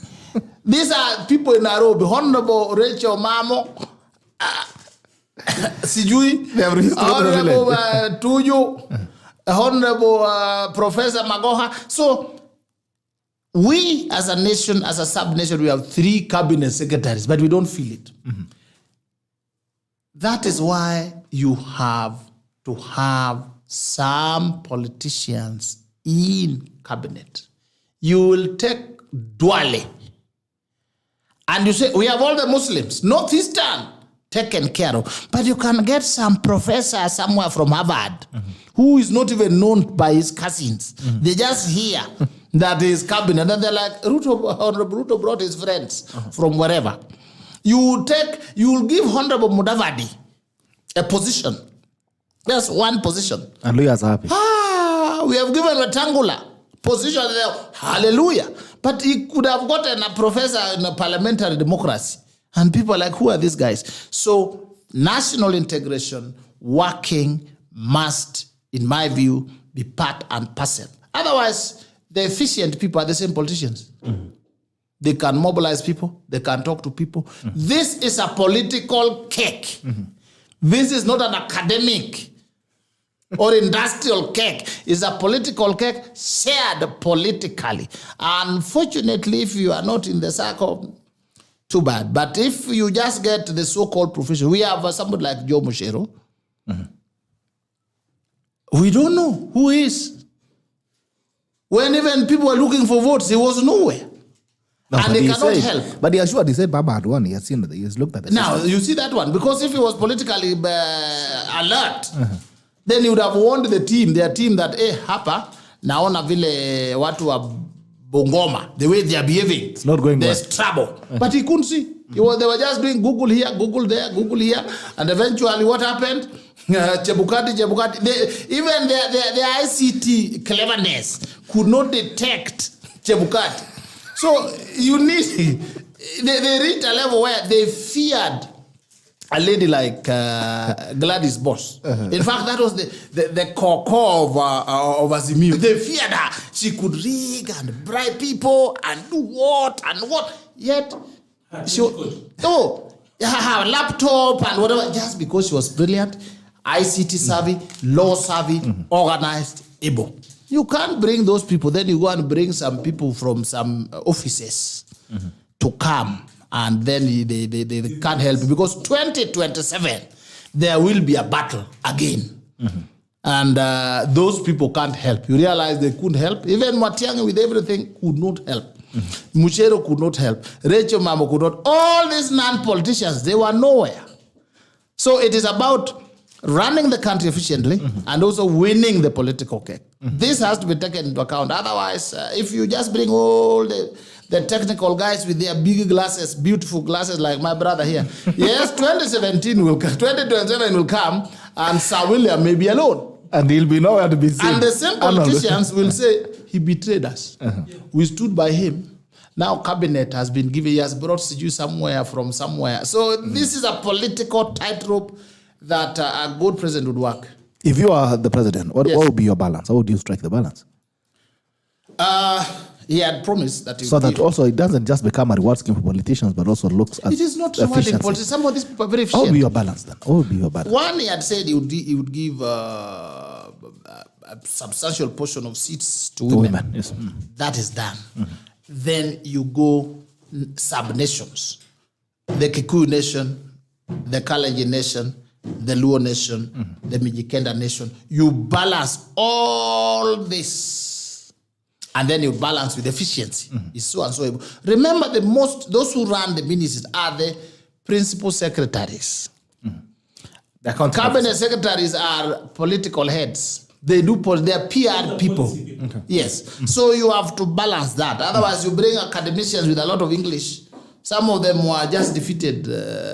You can see that Professor Magoha is doing a good job, but he's not a politician. So he can come and tell you, why are you giving birth to so many children which you can't take to school? Now, a politician will not say that. You do a good job and leave people happy.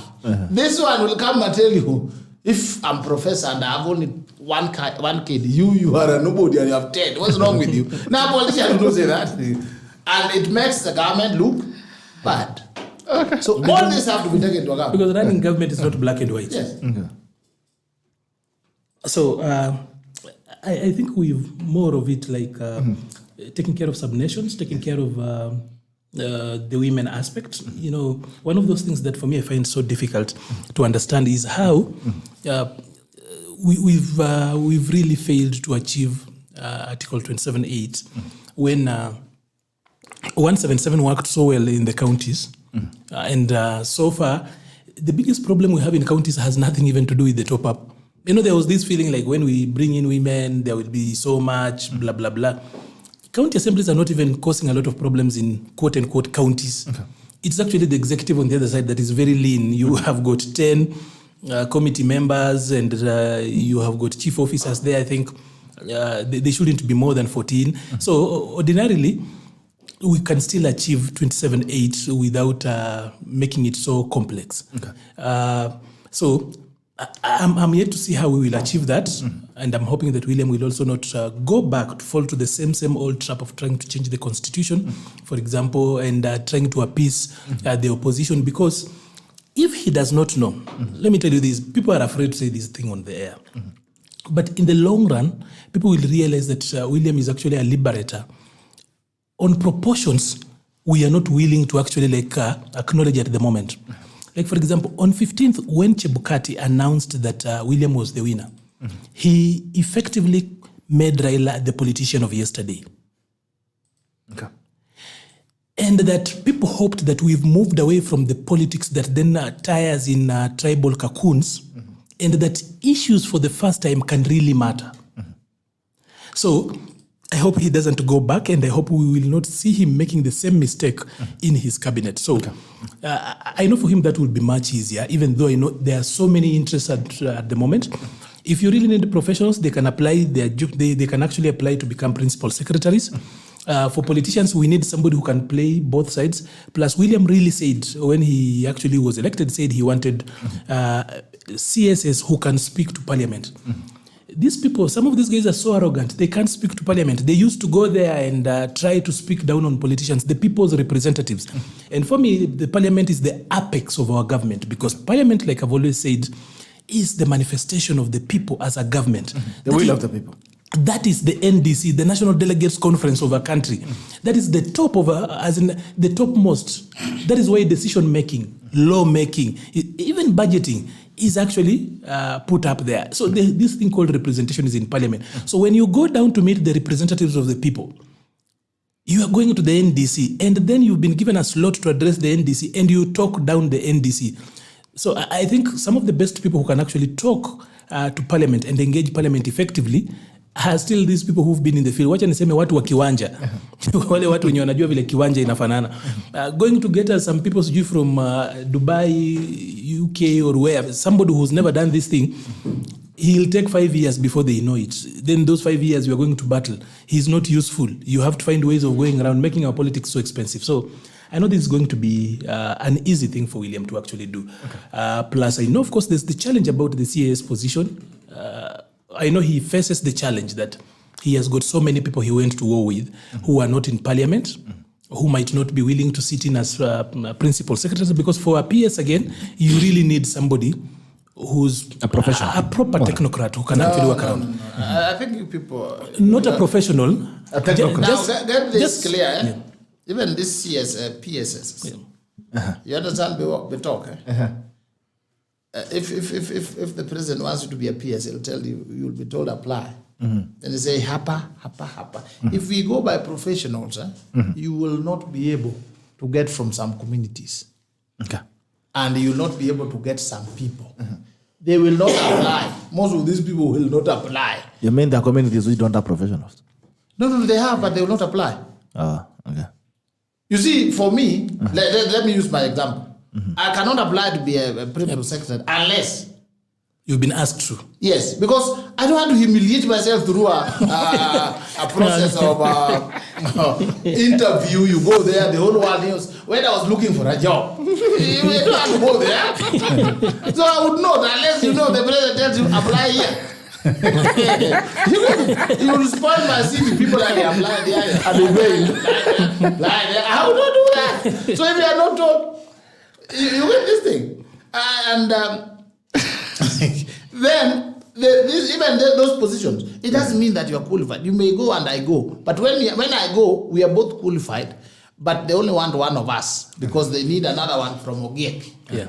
So you will go there with your many degrees, but Ogiek comes and say we need an Ogiek here. He'll be given. So these are political positions. Okay. There will be political considerations for uniting the country, national integration, and service delivery, and future politics. Those three are considered. You don't consider them. Then there will be an Armageddon, mini. Some people will start fighting the deputy president immediately. You also need politicians who have courage. You know, if you are just called, if I call you for supper, for lunch in my house, you can't complain that there's not enough salt in this meal. I called you. It's not an hotel. You eat it. you eat what you have served. So these politicians, these are the people who are called. They can't tell His Excellency the President this is wrong. That's why people like Batiagi could not tell the President that humiliating the Deputy President is not right. You could be told, now go and embarrass him.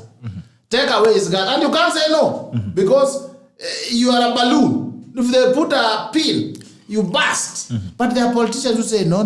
There's today and there is tomorrow.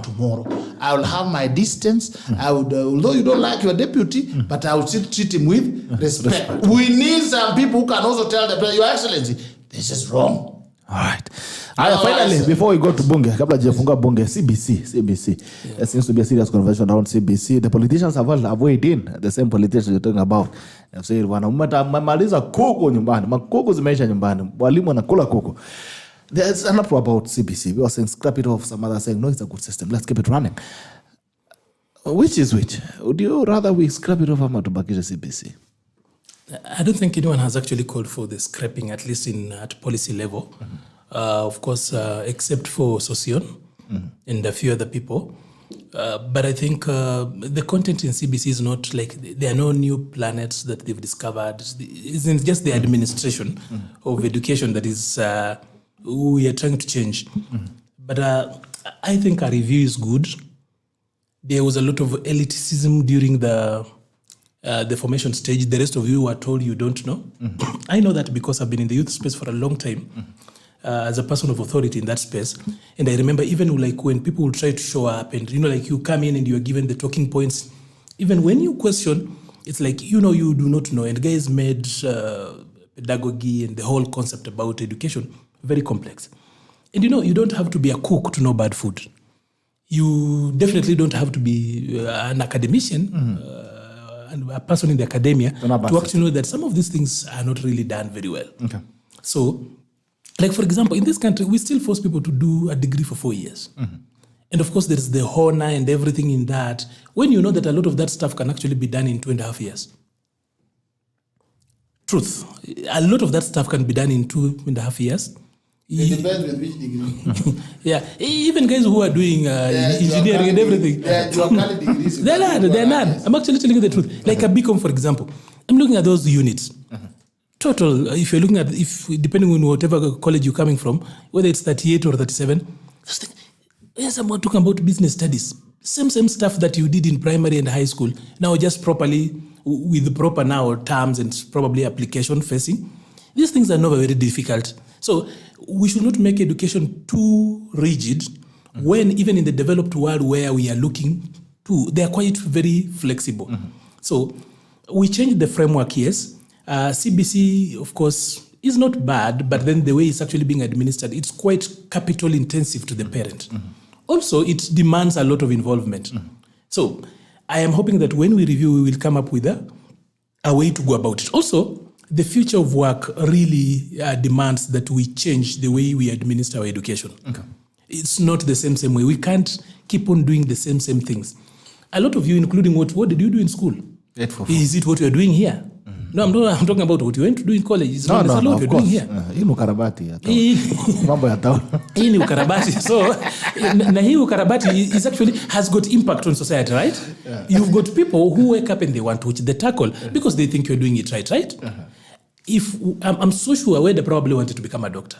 When we were growing up, that is what everybody wanted to become a doctor. This lawyer thing used to be just a branching. It looks like he wants to inject you the next minute. No, even if he rejects it, but the thing is that this lawyer thing is tulikuwa tunapigia hapo kona kama ile cluster ijatosha ya kwenda Chiromo. So ibaki ama isibaki? Let's just review it and find ways of actually like facing it in pole. Okay. So that then we anchor it in. Looking at places like Singapore where they do a CBC type of system.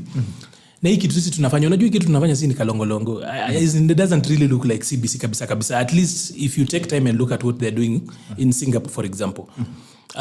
So too much content, by the way. They've gone back to the days when we used to do 14 subjects. Small kids around here wako na subjects mingi, ukiangalia kwa the report card sijui ni 11 subjects. Too much. Can I rein in on this? It's very amazing that those people whose children are supposed to be in CBC actually don't even understand the CBC. So they make general statement the way he's making, like ndaleta maendeleo tufanye nini. CBC is founded on the basis of role play. Okay. You understand that? Role play. And that role play, therefore, the work and the investment should take that into account. Now, one of the main problems with CBC that I see, my children are not in CBC, is we are not an island. So you can do your CBC, but how are you going to plug in at the international level? Okay. You get it? How are you going to plug in? That is one. Number two is the political part. We want to change it quickly. People are supposed to go, by January, people are supposed to go to lower secondary, which secondary. where it is not known whether they're going to go to boarding schools or they're going to go to day schools. And if they're going to day schools, where? And who are they? Now, that level of confusion, you don't put children in. Okay. Unless you are a new emerging nation like South Sudan.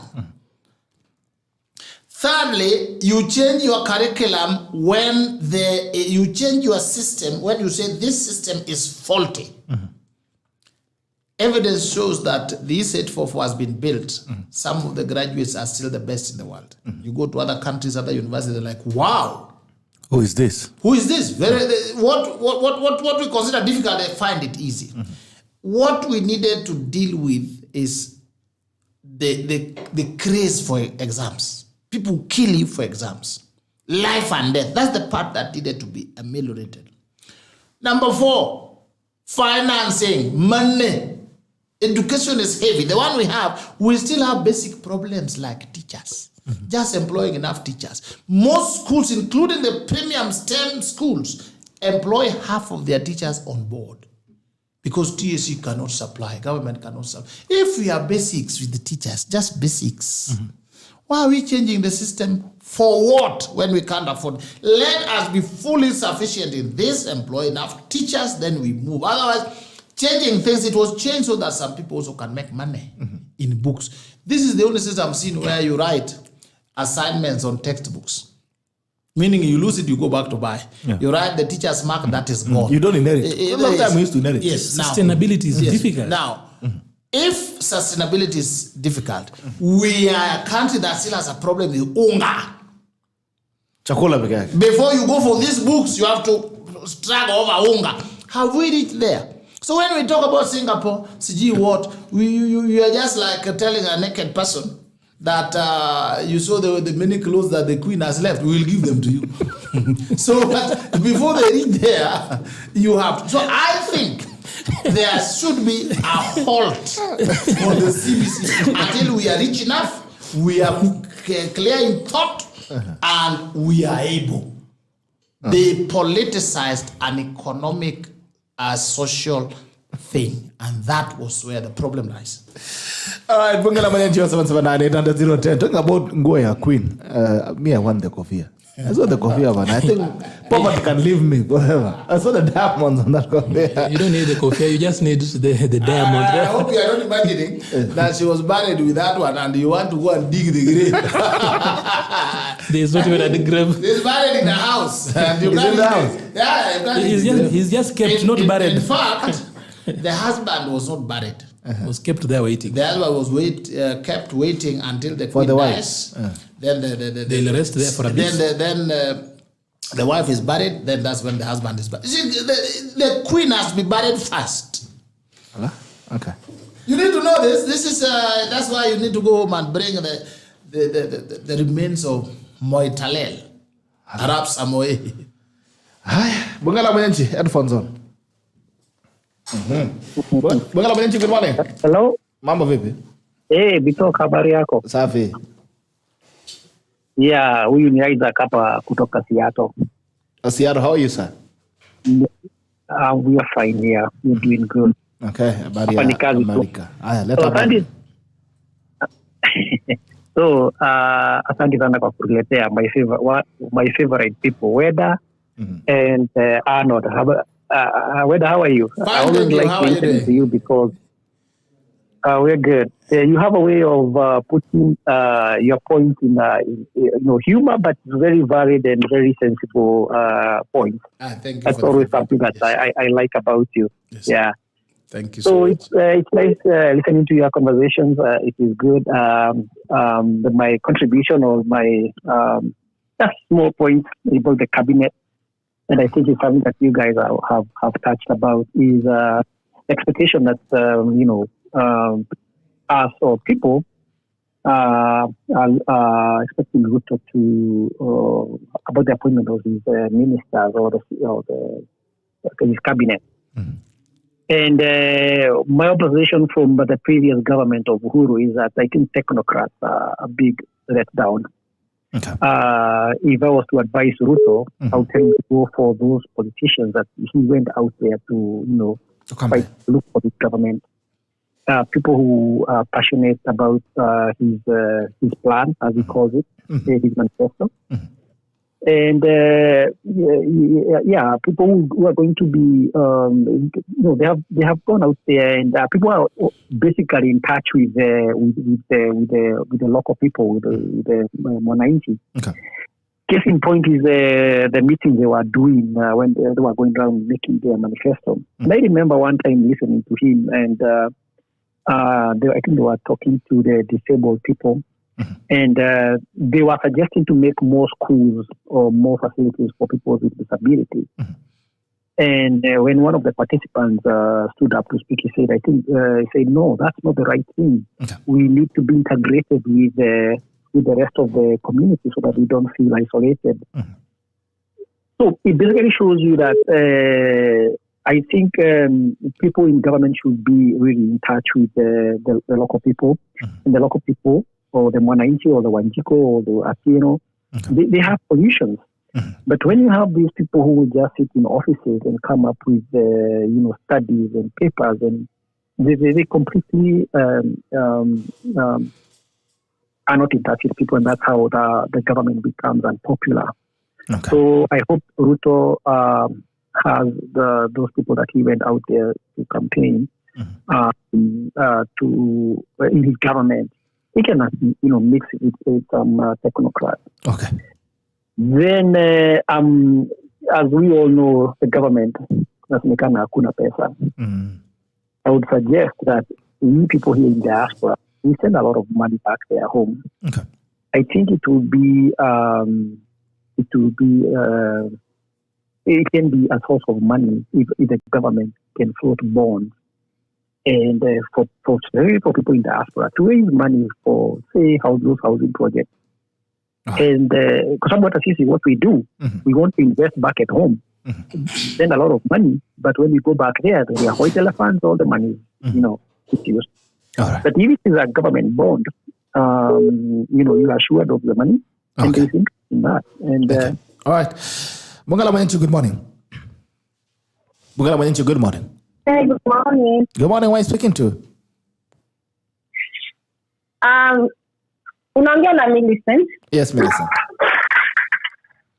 Good morning, you guys. Good morning, Victor and you guys over there. Where are you calling us from? Yes. I'm calling from the United States, but me in Kenya. Okay. Yeah.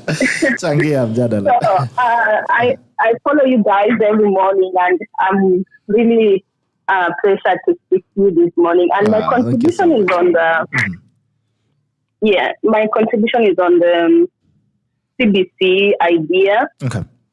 I think it's not a bad idea, but the thing is, I think they did not bring it in an appropriate manner. They should have considered bringing back the home science and the art and craft, and bring back things like agriculture. Those things would have just added an extra subject on top of what kids are doing. Then it should be optional. Okay. You cannot say all kids should do home science, all of them should do agriculture. But they should just put it an added advantage if you want to do agriculture, if you want to do home science. That would have made it easier to implement the system rather than just doing away with everything that we had 844 and bringing in a new thing. To me, it's not making sense, because the 844 system is really good even for us, people who go outside and want to continue with our education. We find it so easier when you come with the 844 system compared to the CBC thing. It's not going to suit well into the other society compared to what they're doing right now. And then if you look at the CBC idea, I think it's trying to creep off the basic knowledge that students get while in school, those formulas, how they learn to do mathematics, how they learn to take notes, how they learn to, all those ideas, But if you look at the way 844 was done, it's very efficient, and it makes kids to be competitive in the society. That is just my review. If they can look at kids in a way that they bring back those curriculum that we had, like home science, agriculture, art and craft, music. That is the best way they could have implemented CBT into the 844 system. Okay. Yeah, that is just my take, and you guys have a good day. Thank you. Thank you so much, Mercy. From the United States, she supports CBC. I think this has to be the first person I've heard supporting at the BBC, CBC. Hi, what is CBC? All right. Bungala Manyanchi, good morning. Bungala Manyanchi, morning. Good morning. Please, when you get a chance, please speak up. Good morning. Haya. Nikikunyonga utasema mimi ni mbaya. Good morning, Bungala Manyanchi. Good morning, Bitok. Yes, sir. Good morning. Yeah, I've been enjoying the show, and my contribution is to go to the counties and devolution. Okay. So the main problem is people or student workers and everything that is happening in the counties is causing all amends in terms of community services. Mm-hmm. So I think we should be really looking at how we can be able to make counties work better and more efficient, rather than huyu governor anakuja anatoa watu wake, mwingine anakuja anatoa watu wake. Mm-hmm. So there should be a way in which there can be an assessment of the people who are working and actually providing services that they're working for. Okay. Any other comments? Yeah, that is my comment, and have a great day. Thank you so much, sir. I didn't get your name. Haya, yametuacha. Bungala Manyanchi 779-800-010 or 779-800-010. We close up in the next 8 minutes. So Bungala Manyanchi, I'll take 2 last calls. Or 779-800-010. All right, when you get it, please speak up. And if you can call for yourself, the best. Kama unaweza piga na simu, the better. WhatsApp kidogo inakuwa disrupted na cell phones. But anyway, please proceed. Good morning. Bungala Manyanchi, good morning. Yes, good morning, Gerard. Who am I speaking to? This is Sam. I'm calling from Rochester, Minnesota. Okay, from Minnesota. How are you, sir? Yeah, I'm doing good. Leta habari. Yes, I just wanted to contribute on, the topics that you've tackled this morning. I mean, you've tackled a range of issues, and I wanted to say this. The president ran on most of the issues that he was running on were touching on the economy. Mm-hmm. And I feel like there is an element of lack of management, especially in the last regime, Uhuru Kenyatta. Mm-hmm. I mean, you look at so many projects that were begun. I mean, they were started in the first term. We talk about those projects like, the Galana Laru project. Okay. Was meant to, tackle issue of food, food and like tuwe na chakula ya kutosha kwa nchi. Look at the issue of subsidies that has been the talk of the week. Like, there are so many things that were started with a very good intention.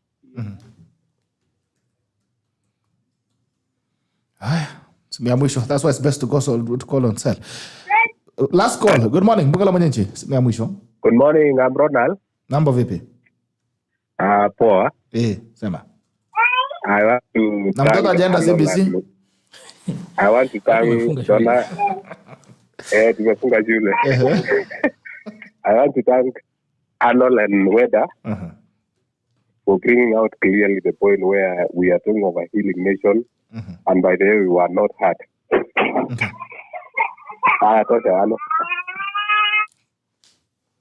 Okay. Haya. Thank you. Tumefunga hapo.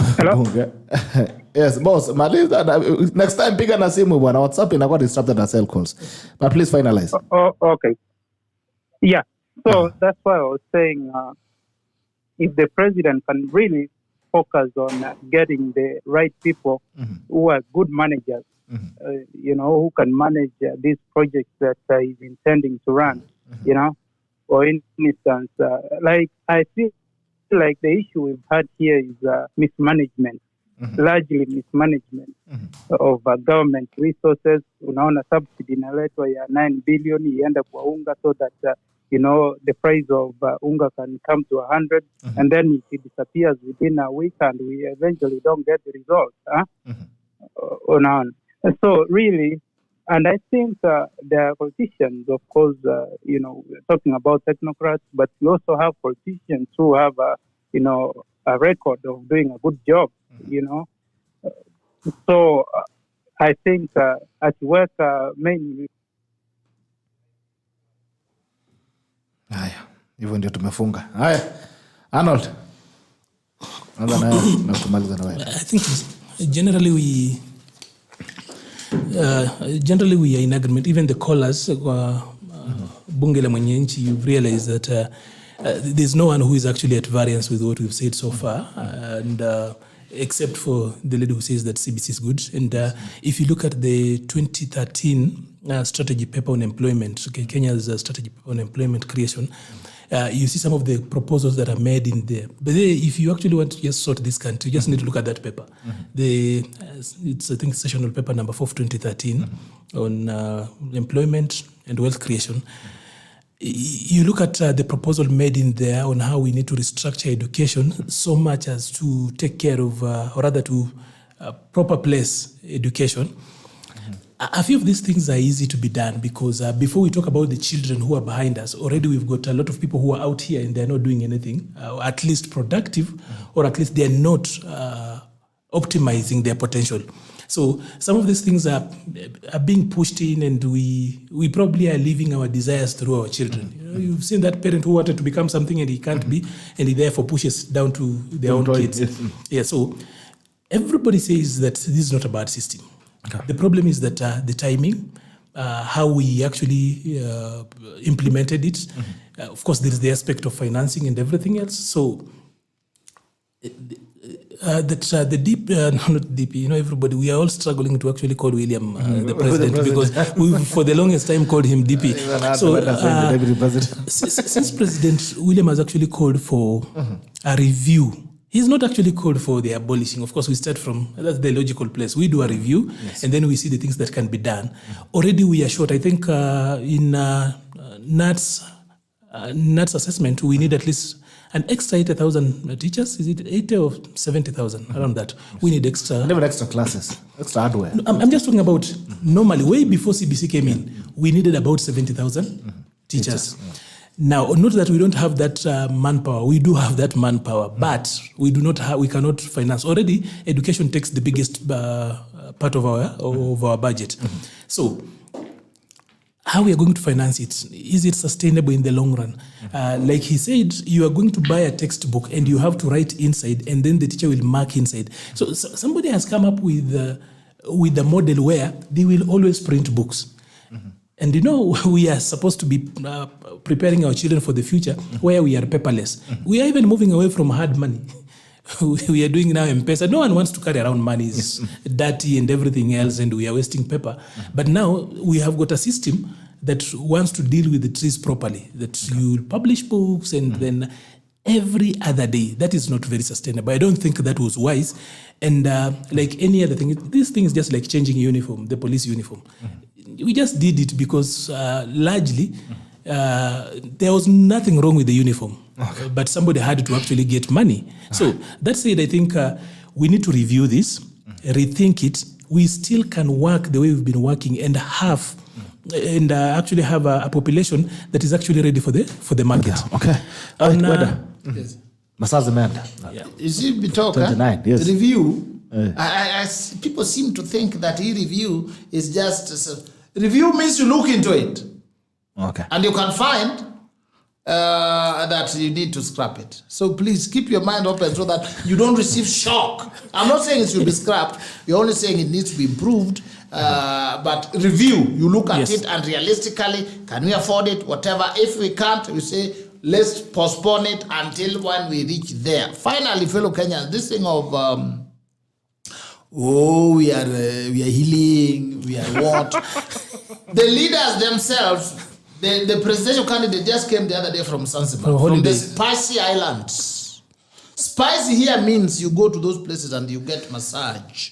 They put rocks, warm rocks on your sides, and if you're a man, the beautiful brown girls will massage your neck and massage your back. Arnold. Those Arnold needs to eat. All those things. So when you also strung around here, you are healing. Get down to work. Work. Forget politics. Get down to work. Let us push Sir William to make the systems to work so that we can all thrive. Wachana na siasa. It is over, gone. But if you have money, go to Zanzibar. If you have money, go to Zanzibar. If you have money, go to Zanzibar. If you can't go to Zanzibar, please work. Don't be misused. Don't allow somebody to call you so that you march down here and then you are beaten up by the police, you are broken, some people are buried. You will remain dead and buried as the children of these people eat caviar and they play golf and they play polo and they play with the toys. Their toys are V8s and V10s. Your toy are those you know this second hand placards. How do we call them? The one we buy from the Koba for children, those ones.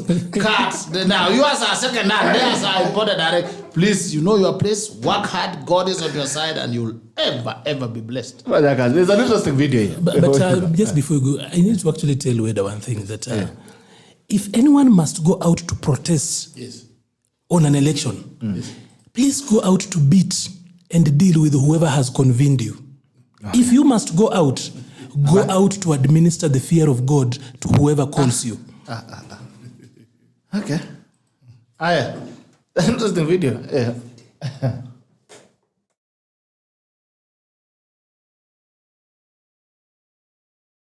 Video up.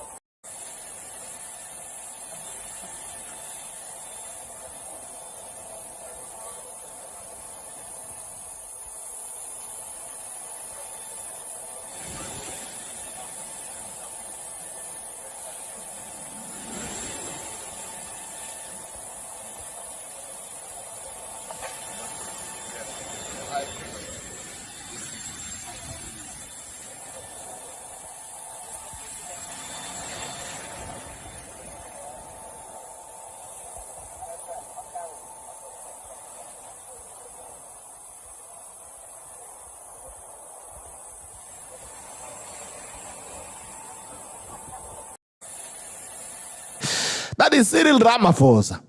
Cyril Ramaphosa from South Africa. Cyril Ramaphosa from South Africa greeted everybody except any black man he could see on Israel. Everybody. No, I thought that those are South Africans. Huh? Those are fellow South Africans. I think. So what if even if he's they must have been together. So if you come and they meet someone new on the line, do you skip them because you've been together?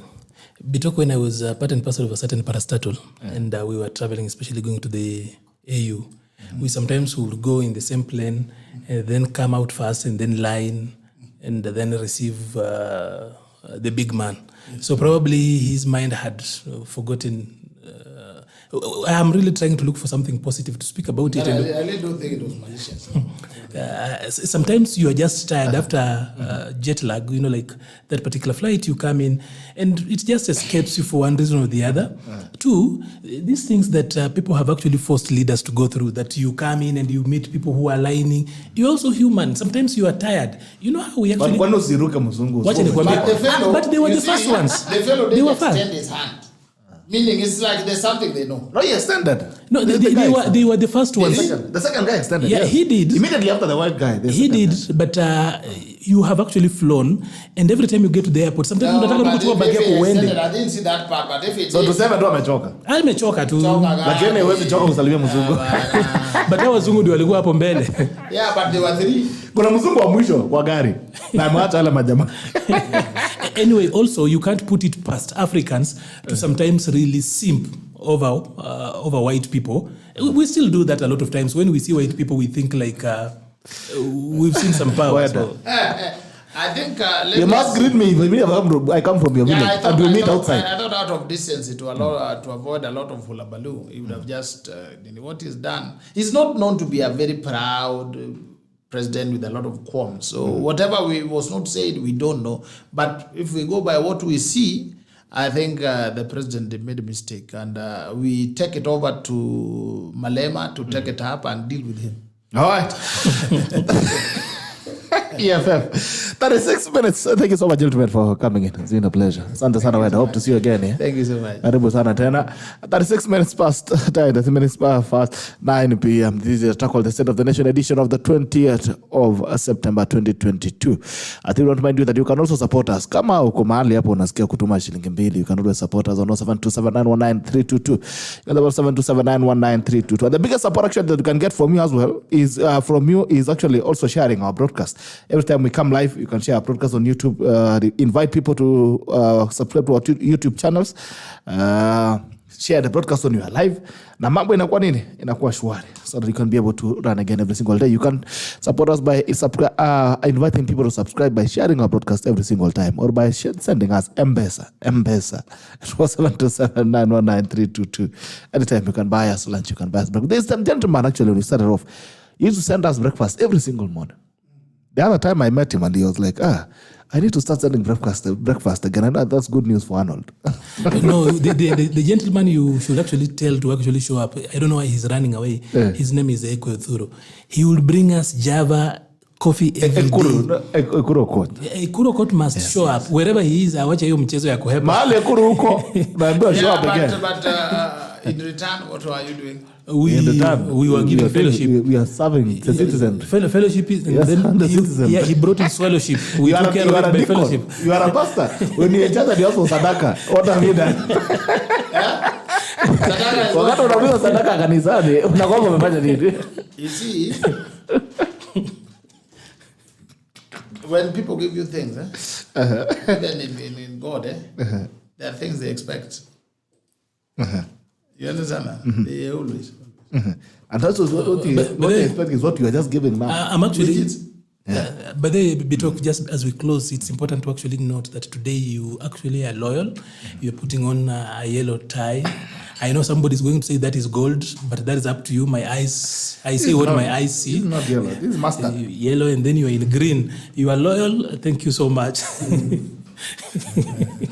All right, asante sana. You can get your hoodie 2500 shillings only. To me at WhatsApp message 7798010. Wachana siasa Arnold. Mimi ni mtu mungwana. I'm trained as a ruler. 7798010. Send in your order, color, number of pieces, and also size. Alafu unaweza kudeliver hoodie yako, and also we're giving you a chance to record your content on the number on the screen. Talk to Steve, and then you book your appointment as well. Finally, see you again tomorrow on Siasa Wednesday. You'll be sitting in tomorrow. Yes. For Siasa Wednesday. Tomorrow I'm doing that alone. Don't even show up. I'll not show up. So tomorrow join Arnold on Siasa Wednesday. So you'll have this panel tomorrow. You don't crucify me for having come late today. All right, take care and have a good day. This is a talk and it ends now. Bye-bye. We love you.